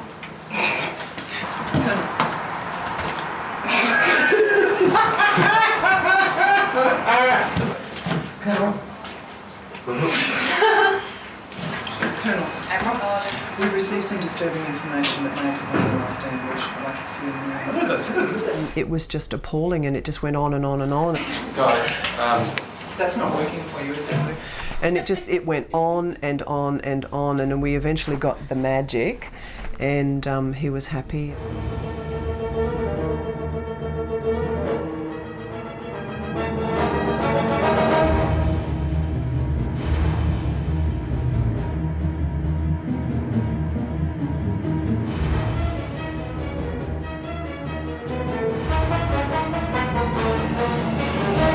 Action.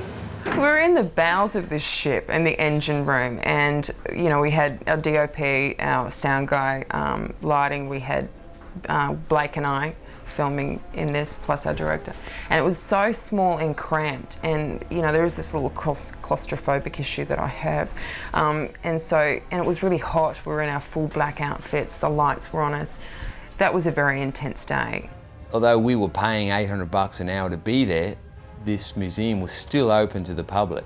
So there we were down in these cramped conditions in this engine room shooting the escape pod scenes when tourists up 3 or 4 decks above were in the control room pulling levers and ringing bells. I remember that every 5 minutes it seemed that this massive clanging was ringing through the bowels of the ship as some little kid be up top in the control room pulling a lever. Here, are we? Hello, Dan, can you hear me? We've lost our DP. Hello, Dan. There's no one here. Hello, can anyone see Dan? Is he around?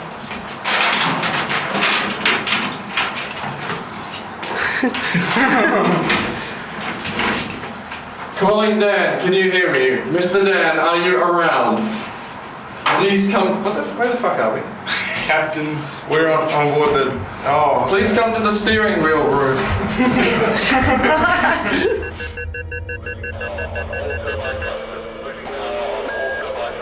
Full power on all turbine thrusters. Emergency code 2.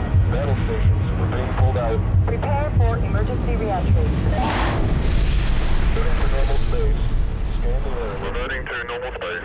Scan the area. I guess the interesting thing about my life is that my father was always a sea captain, and I spent many of my childhood days aboard a large ship, something like this one here. And it was such groups like this that inspired me to really show the inside of spaceships as being much more realistic and technical. I'm not really into the concept of spaceships being full of bright, shiny things. I think real spaceships in outer space would have much more machinery like this. I guess there's always a sense of danger when you're on board a ship because there's no sense of being able to call upon your allies or anyone to help you if you get in trouble. You're really on your own, and it can be a very lonely place. So like in outer space, you're just looking out into the expanse of nothing all the time. Outer space now is the ocean of yesterday. There's that sense of discovery, the sense of meeting new people and, you know, possibly being attacked by them and killed by them. At any second, you know, a storm could come up. You could be invaded by pirates, which does happen a lot, especially aboard a ship like this. In case you see any small boats coming alongside, because there's a fair bit of money on here. This is just as a warning in case they come too close and in case their intentions are not illegal. If they come on board despite that, which they will find very difficult anyway, then other action might be taken. And if you read the books on the pirate attacks, there are more pirate attacks occur in these waters around here, around Singapore Strait, Malacca Straits, around Indonesia, than any other part of the world.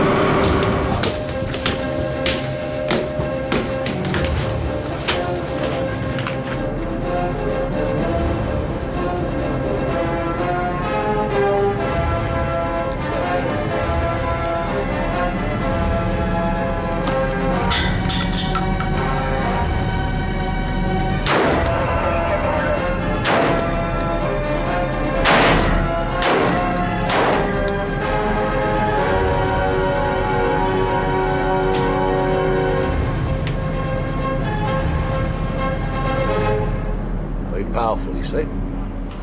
They came alongside the ferry while it was in position and tried to get on board, but they couldn't.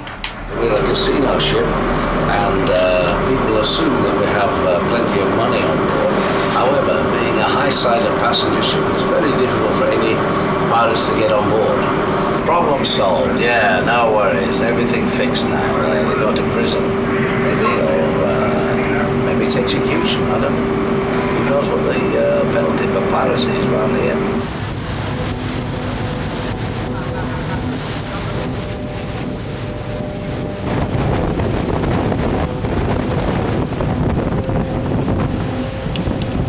There was 4 water spouts came up before, all around the ship. Must be a sign.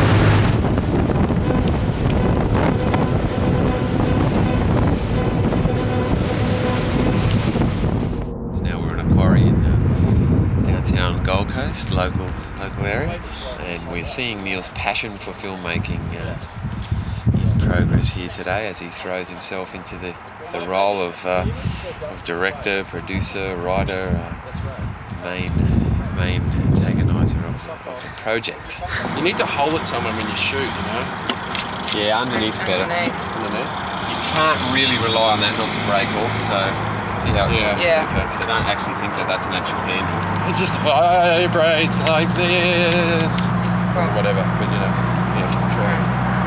I have to say that the whole time that we were travelling around America with all these different, like, completely adverse conditions, like the deranged cultists chasing us, the police thinking we were terrorists, the sandstorms, the extreme heat, everything that went on over there, he was the coolest cucumber. He kept everybody really calm, and I think because he is so in love with what he does that it just keeps everybody energized all the time and keeps everybody loving what they're doing. And you know, I've got to say I really appreciated that about him. There will be contact, but I promise. Yeah, did you want to kind of I'm wrap the it only in one a way or who's just gonna basically stand? She just stands here, and what are you going to do? Lift your arm up. Some bit of gun on, yeah? And go like this. Whack it down. In slow-mo though. Okay. In slow-mo. Okay, so just lift that up. Slow, that's it. Bang. Bang. Bang. And then swing your arm back. And then she thinks, oh, fuck this. Oh, this is when you go find some dirt. Well, see, wouldn't he have hit me on the first hit? There's no need to carry this out. Boom, I'm like, that's gotta hurt. So I'm down on the ground. He's missed you on the first hit. Whack with some dirt and off I run. Well, he misses you on the first hit. Okay. Oh, I see. But he gets you on the recoil. So basically, you just sweep the arm across. She ducks. Oh, I see. And then up. Whack. Yeah, whack, whack. And then what does he do? Then slow-mo. When you see the finished product, you can't believe it when you've seen how it's actually been made. And that, I really enjoy that process of seeing how it's being made and then seeing the finished product, because there is such a big step from the raw, seeing it live happening in front of you and actually seeing the finished product. It amazes me, and every time I see it, it amazes me. So, needing a location for the missile base, we proceeded to take over an entire brewery with all its piping and appropriate looking scenery.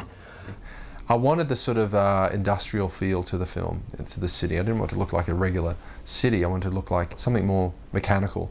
There's a lot of red tape we had to go through to get to film there because, you know, these people are very safety conscious and everything else, and so they were kind enough to give us permission to film, you know, in their brewery.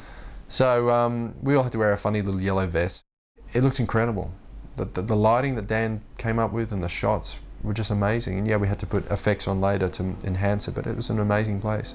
As we got to some of the last shots at the brewery, it was a pretty grueling day, and the last shot we were getting in the can before we lost light was very crucial that we got that shot because we weren't able to really come back and pick that up.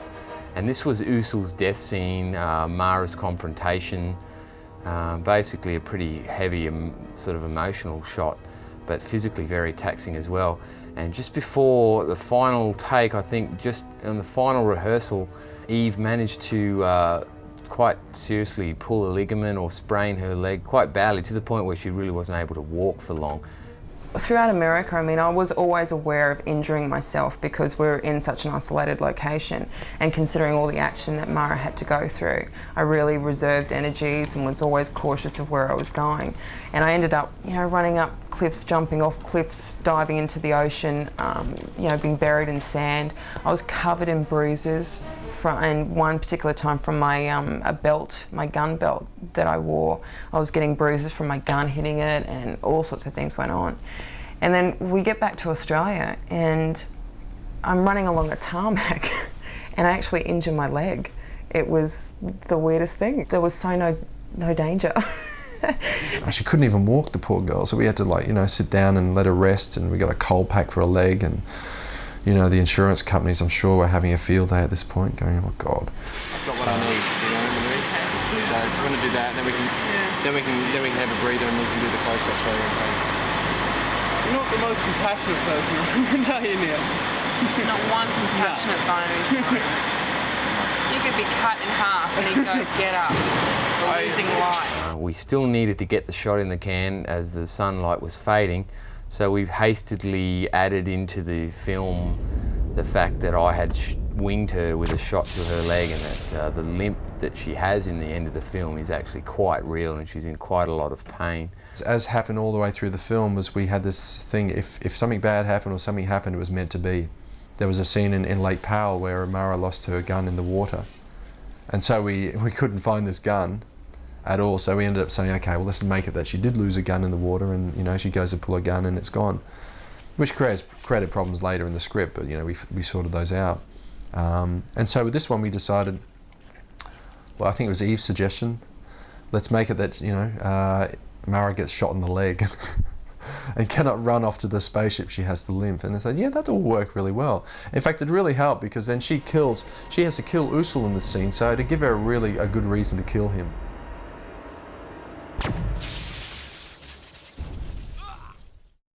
Mara was sitting inside a Nazi bomber, which, you know, had been put into this museum, and of course we're going to mat it up and it's all going to look different at the end of the day. We just wanted to use the cockpit part. Watching the missile, suddenly it accelerates, you get pissed off.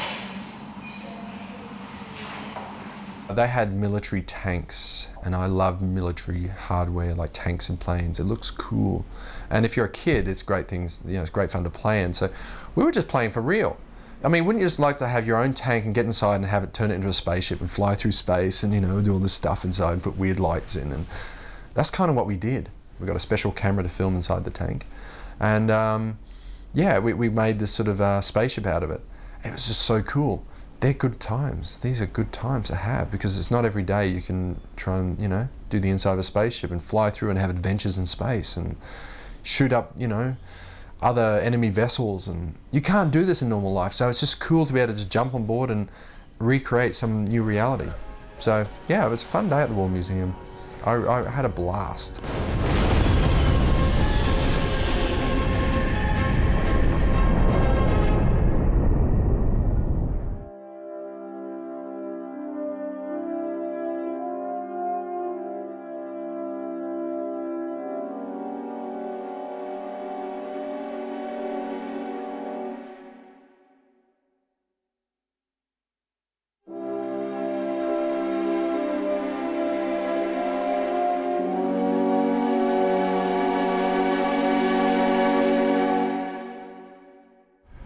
So I've caught a very quick flight over to Germany because I've been ringing the FX company for the last few days and no one's been answering the phones. They've not been answering their emails. I've managed to make contact with the receptionist and she's told me things are not good. They've officially closed their doors, and come Monday, everything they own is going to be seized, including all the tape stock, all the footage, basically all of my effects footage from the film is also going to be seized. We're about to do something illegal, and I have no qualms doing this because something of mine is inside this building. I'm going to find a way in right now to try and get it. It's a little bit quieter now, so I'm going to try and sneak in and just hope no alarms go off.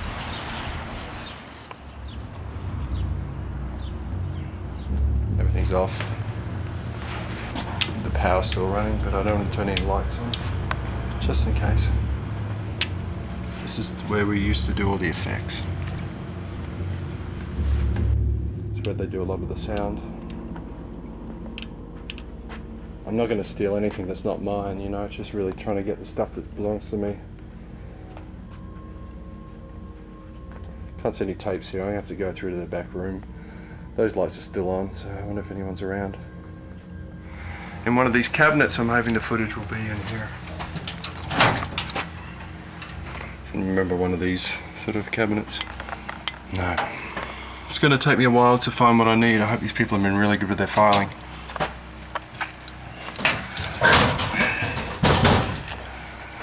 Okay.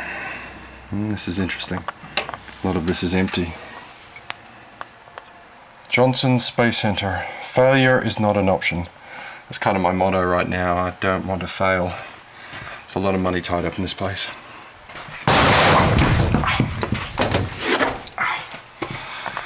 Second time I've done that. Guess I've got to stop playing with this camera. Shit.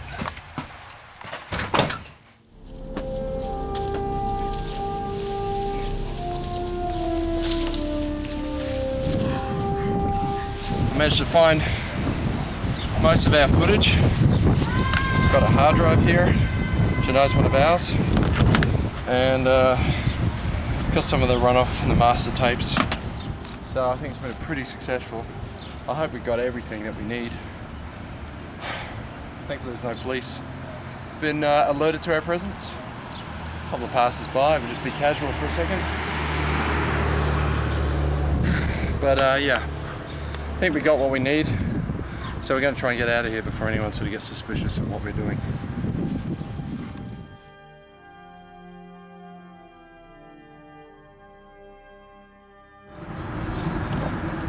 He's decided to do a bit of a runner, and we're chasing him through the streets of Germany, and it's he's already sort of broken a few rules, sort of weaving in and out of the traffic. Nearly had a car accident a couple of times, and he's basically just got in his car and started driving off, and we're trying to catch up with him because he's got a Mercedes and he's been weaving in and out of the traffic a lot, and it's kind of hard to keep up with him on these little country German roads. We got caught behind a couple of vehicles, and he's basically gone, but I think we know where he's headed, so we're going to try and we're taking a guess as to where he's gone. Klaus, ich muss meinen Computerfile fertig machen. Okay, ja? No, camera, no. Ja. I guess with all the money problems, you know, the effects company going broke and everything else, I was left with very little money to actually do the effects for the film. So I realized, okay, I'll learn how to do it myself, and I'll buy the equipment myself, and, you know, put a few staff on to help me run this. And it basically came down to Neil Johnson sitting in a room for 2 years and just doing the effects, which is not fun. But I had a great time. That's the cool thing about it. And I was able to hide in Australia at the time because I guess that was the cheapest country I could find to live in for that 2 years. I would have to haul myself occasionally doing music videos, which is not a bad thing, give me a bit of a break, but pretty much did the effects myself, which is nice because you don't have to sit there and you know, go through like, you know, 10 pieces of revision. If you want to change something, you just do it. You don't even have to talk to someone. You make the change yourself, and you want to keep polishing, you keep polishing. It liberated me in a certain way. I was freed up financially to just do the effects as well as I could. I mean, of course, I'm nothing like Industrial Light and Magic. I'm just one man with a bunch of computers, but it was still nice that I could artistically try and explore this, and this was pretty special. There's one effect that I'm really proud of. Okay, in a lot of movies you see these shots where they zoom down from the planet to the person standing on the street.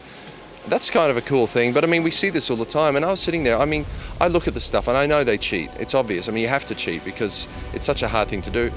I sat down for a year in between doing the other effects, and I worked out the mathematics of actually doing a real resolution zoom in 3D. And it was mathematically, it was kind of complex because I guess I had to guess and fill in the gaps. I had to try and make a perfect parabolic curve. So, you know, we start off slow, we speed up, and then we slow down. And the reality of this shot is, it took me a year to do the mathematics, and I think then 3 days to actually render the effect. But it's actually a real resolution zoom. It's exactly how the shot would be if you really were flying out into space. And I think the first version went for like 4 minutes. That was a little too much. I had to speed it up a bit. But that's pretty much how it would look. If you really were flying all the way up there, there's no tricks, there's no cuts or magic stuff where you sort of have to blur stuff out and go through clouds. That's exactly how it looks. And the thing I like about this shot as well is as you're zooming out, you can actually see the places she's been. You can see the snowy mountains where she passed over before they crashed. You can see the desert area. And you can see just up ahead that she's going to come to some water. And even further south of that is the start of the city. And so it's interesting when you actually, you know, I've placed all this stuff in there sort of mathematically to make it look exactly like, you know, it really would happen. And that's the sort of attention to detail you can do yourself because, I mean, hey, you're not paying the bills of anyone, you know, sitting there for like a year working out the mathematics. You do it yourself in your spare time.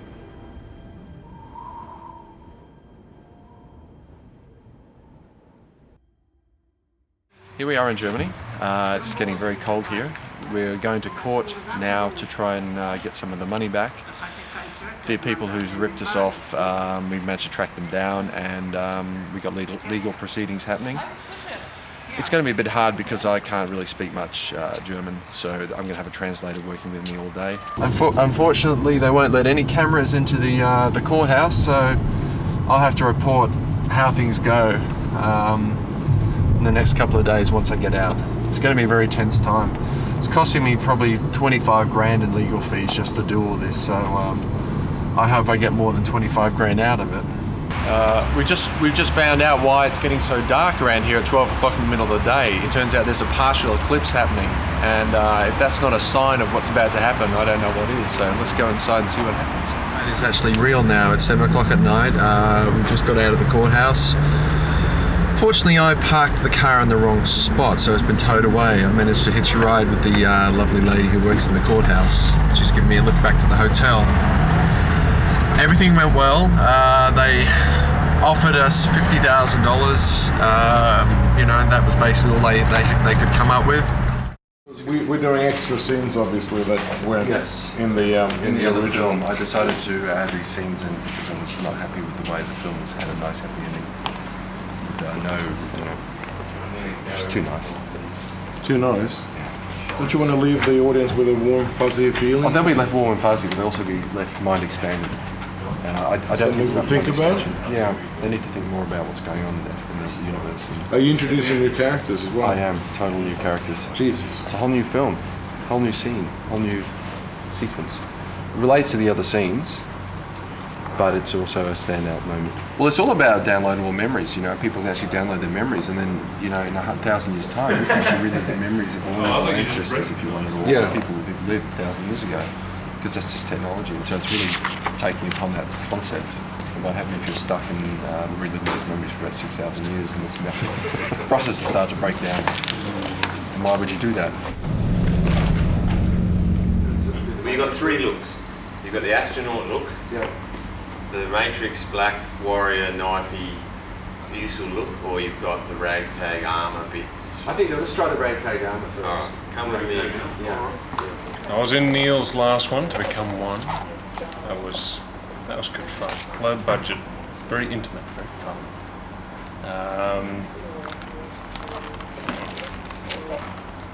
Don't bury your hand, present this. Corner of the. That's it. Thanks. It's a bit like the other one. It's too much. And that one's just you. Yeah, Neil was a silly idea. Well, I think this is cool, personally. You wear it. I can't wear it for the rest of the shoot. I'm not taking it off. That's gonna hurt. It goes with that. You just can't do it. The problem is when you get your gun shot out of your hand, it's just not going to move, is it? Just shoot the arm off. When he turns around. Your arm. There ain't a lot here, but do we have anything? Well, you bring it. We've used everything. We have used everything. That's why I reckon he needs a cape. He does. Spencer wears a lot of capes. I've seen him walking on the streets. He wears a cape a lot. I'm a big cape man. Very superhero. Yeah, well, he's a superhero. But it's kind of cool, because if we work with the character in the sense that you're... Is that better, Miss Mara? You have this concept that you're kind of like, I'm super cool. I was just very, very scared that the film would turn into something that resembles The Matrix or anything else, and I'm just not into that type of movie. And the ship shoots away from the proton storm. 3 balls of light follow the ship. Cut back inside, she says status. Status? So come in. I'm at level 5. Level 5. Lowering the gun. Yes. Like now you're getting a bit romantic with the girls. Say 5 like it's Level the best number 5. you can think of. It's like a turn on. Because all the girls want to fuck you when you say level 5. I'm level 5. Oh my god. I want that. How enhanced are you? I am a level 5 combat.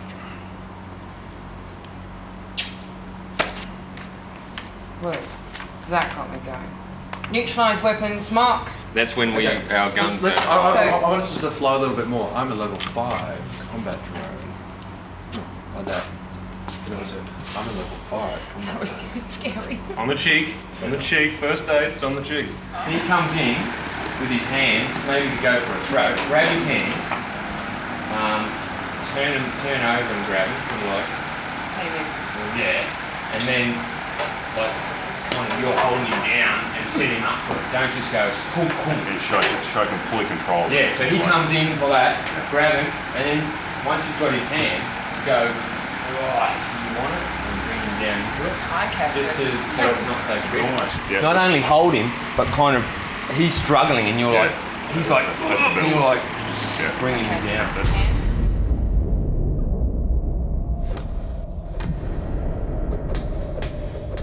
I'm going to take this out.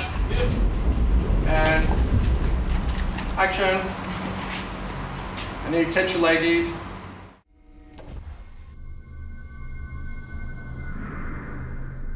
Intruder alert. Who are you? Are you addressing me?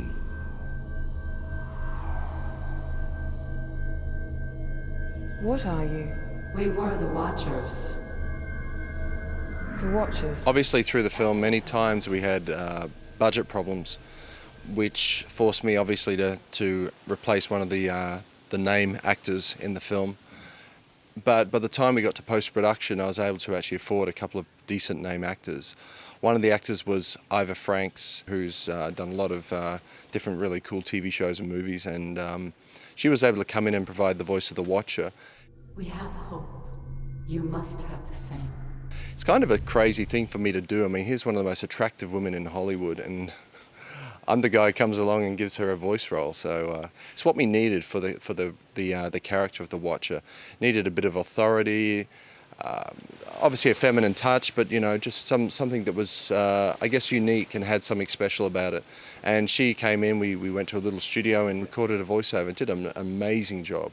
I'm Ivor Franks. I was the disembodied human, the Watcher. From an acting point of view, I thought that because she was a disembodied human and she was more superior intellectually, and the other characters that she was speaking to, she kind of was looking down on them because they didn't understand the way of the universe and how things worked and what was supposed to happen. So I approached her as more of a superior being. I have the stored memories of 1,000 years of human existence. I will not sacrifice it. Ivor, that's such a limited perspective. Well, I think that honestly, people's memories are kind of geared towards what they want them to be. Because if you have two people who have the same story, the same experience, the memory of the story is going to be different. I don't think you could get an honest memory off a microchip. I don't even know if you could actually take a memory. If you could gain wisdom if the person was an honest person and they were honest with themselves. And you can always gain wisdom from your elders. Ivor, will I remember who I am? Will we be together? If you survive, remember me. When I was a kid, I used to love a British sci-fi series called Blake 7, and I needed a voice for the computer, but someone again who had an interesting texture to his voice. So Paul Darrow came on board and was kind enough to loan his voice talents. He's known as the character Avon in Blake 7. He's done lots of other, great British shows, and he's been on television, on stage and cinema, and I would think I was a little nervous when I got to meet him, but it was kind of cool. I mean, I worked with a lot of famous people, but meeting Paul Darrow was kind of different for me because, this is one of your childhood heroes, and it's kind of cool.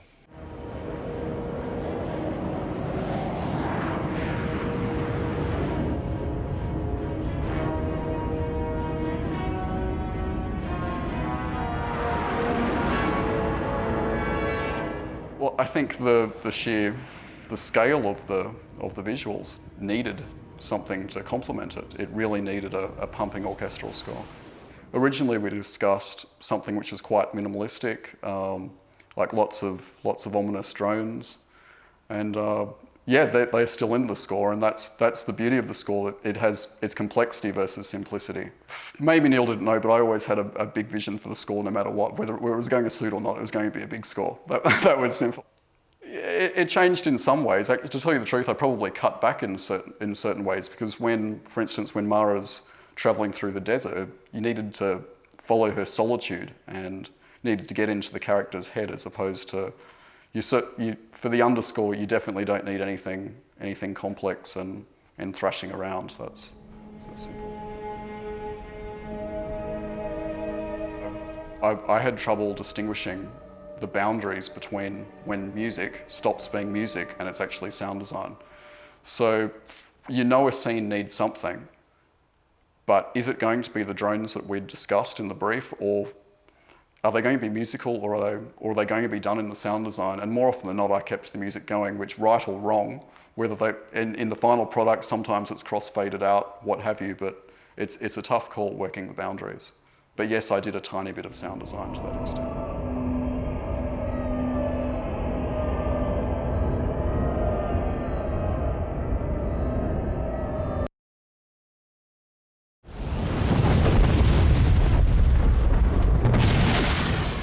Neil's highly creative, but he doesn't want to thwart the process by trying to impose certain rules and rigid structures. He allows the creative process to be free. Normally, the directors I've worked with are pretty level at exactly what they want, and they're brutal about it.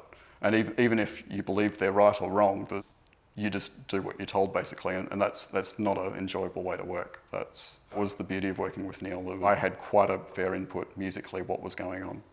If ever I was confused as to the direction of a certain scene or what was going on, Neil's standard response would be, well, think horror. I just go, well, what? Hang on, it's not really a horror film, but so there are some dark elements to it, like especially a scene when Mara is in the desert and it's a night scene and it's like a nightmare, basically. And there's lots of visions flashing past, and that's probably the darkest point, I think, within the score. I was always very scared with the soundtrack because I always felt that maybe there would be some, I would not get exactly what I wanted. But this is one of the few times I can honestly say that the soundtrack surpasses what I had in my mind. And I've worked with Owen now for 18 months, which really is, I guess, a good test of character. And there's not a second that I'm not in awe of what he does. And every time I hear the music, I'm still filled with the emotion today.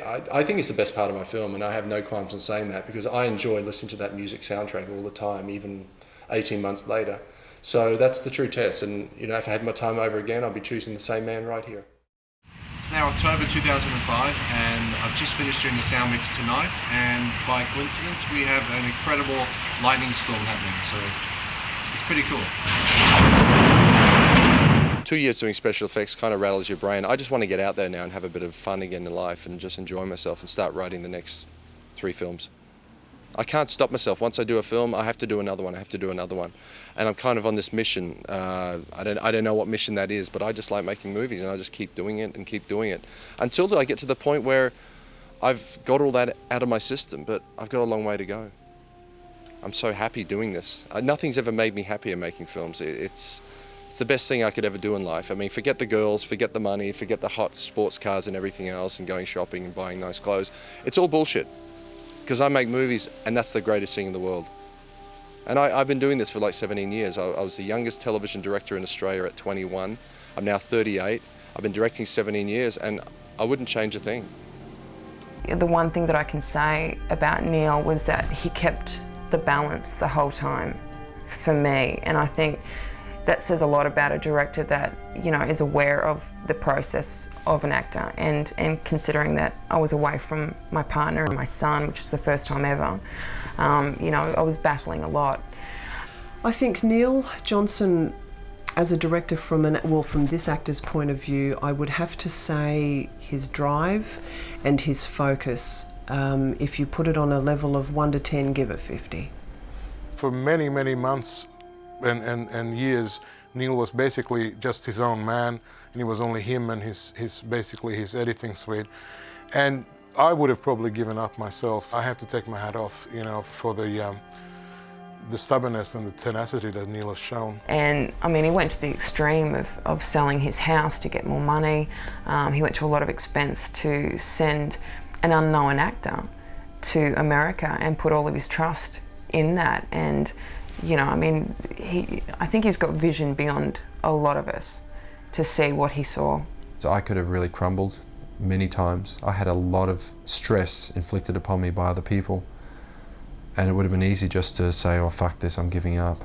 Ultimately, because he has such a passion for what he does and in creating something and really wanting to tell this story, it kept me very enthused, and it kept me believing in the project the whole time. For me, this is always what I've wanted to do in my life, And I think the number one lesson I've learned is never give up.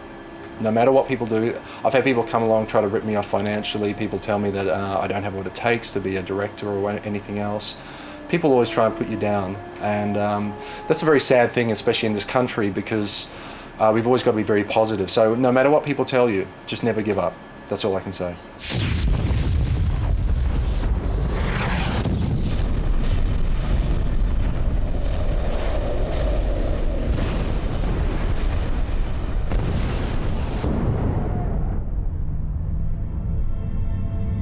What has been will be again. What has been done will be done again.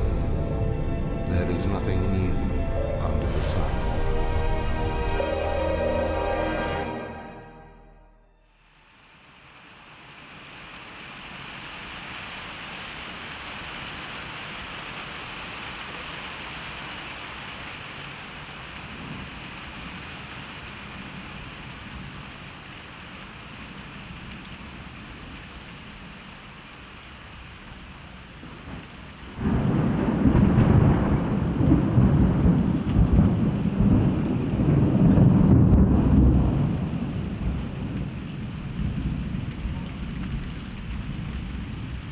People think we're faking this. What's that?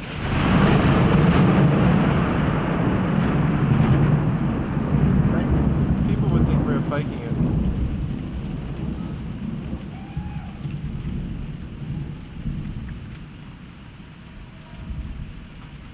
See, now we got the end of the documentary.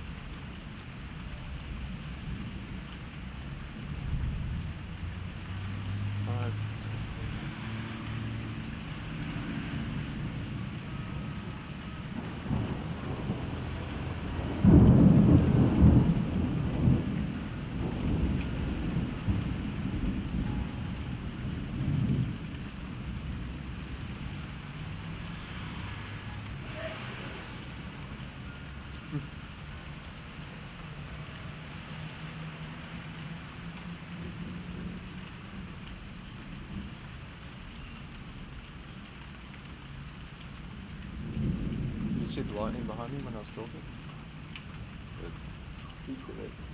Wow, did you see that one? Yeah, a bolt. Oh yeah.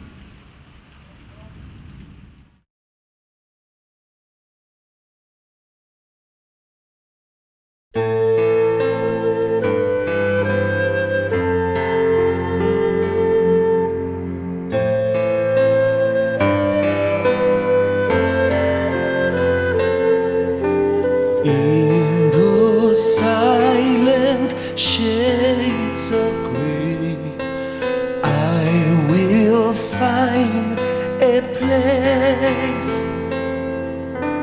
to escape the endless night, to find a new sound.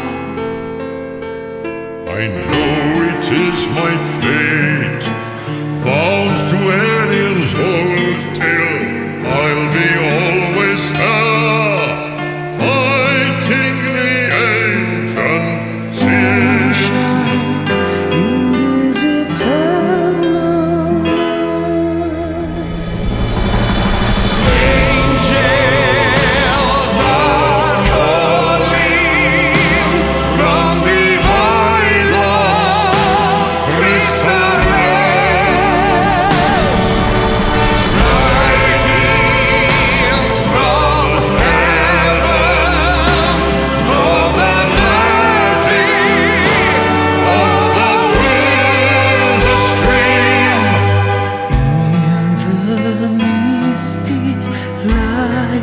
of dawn, between heart and soul.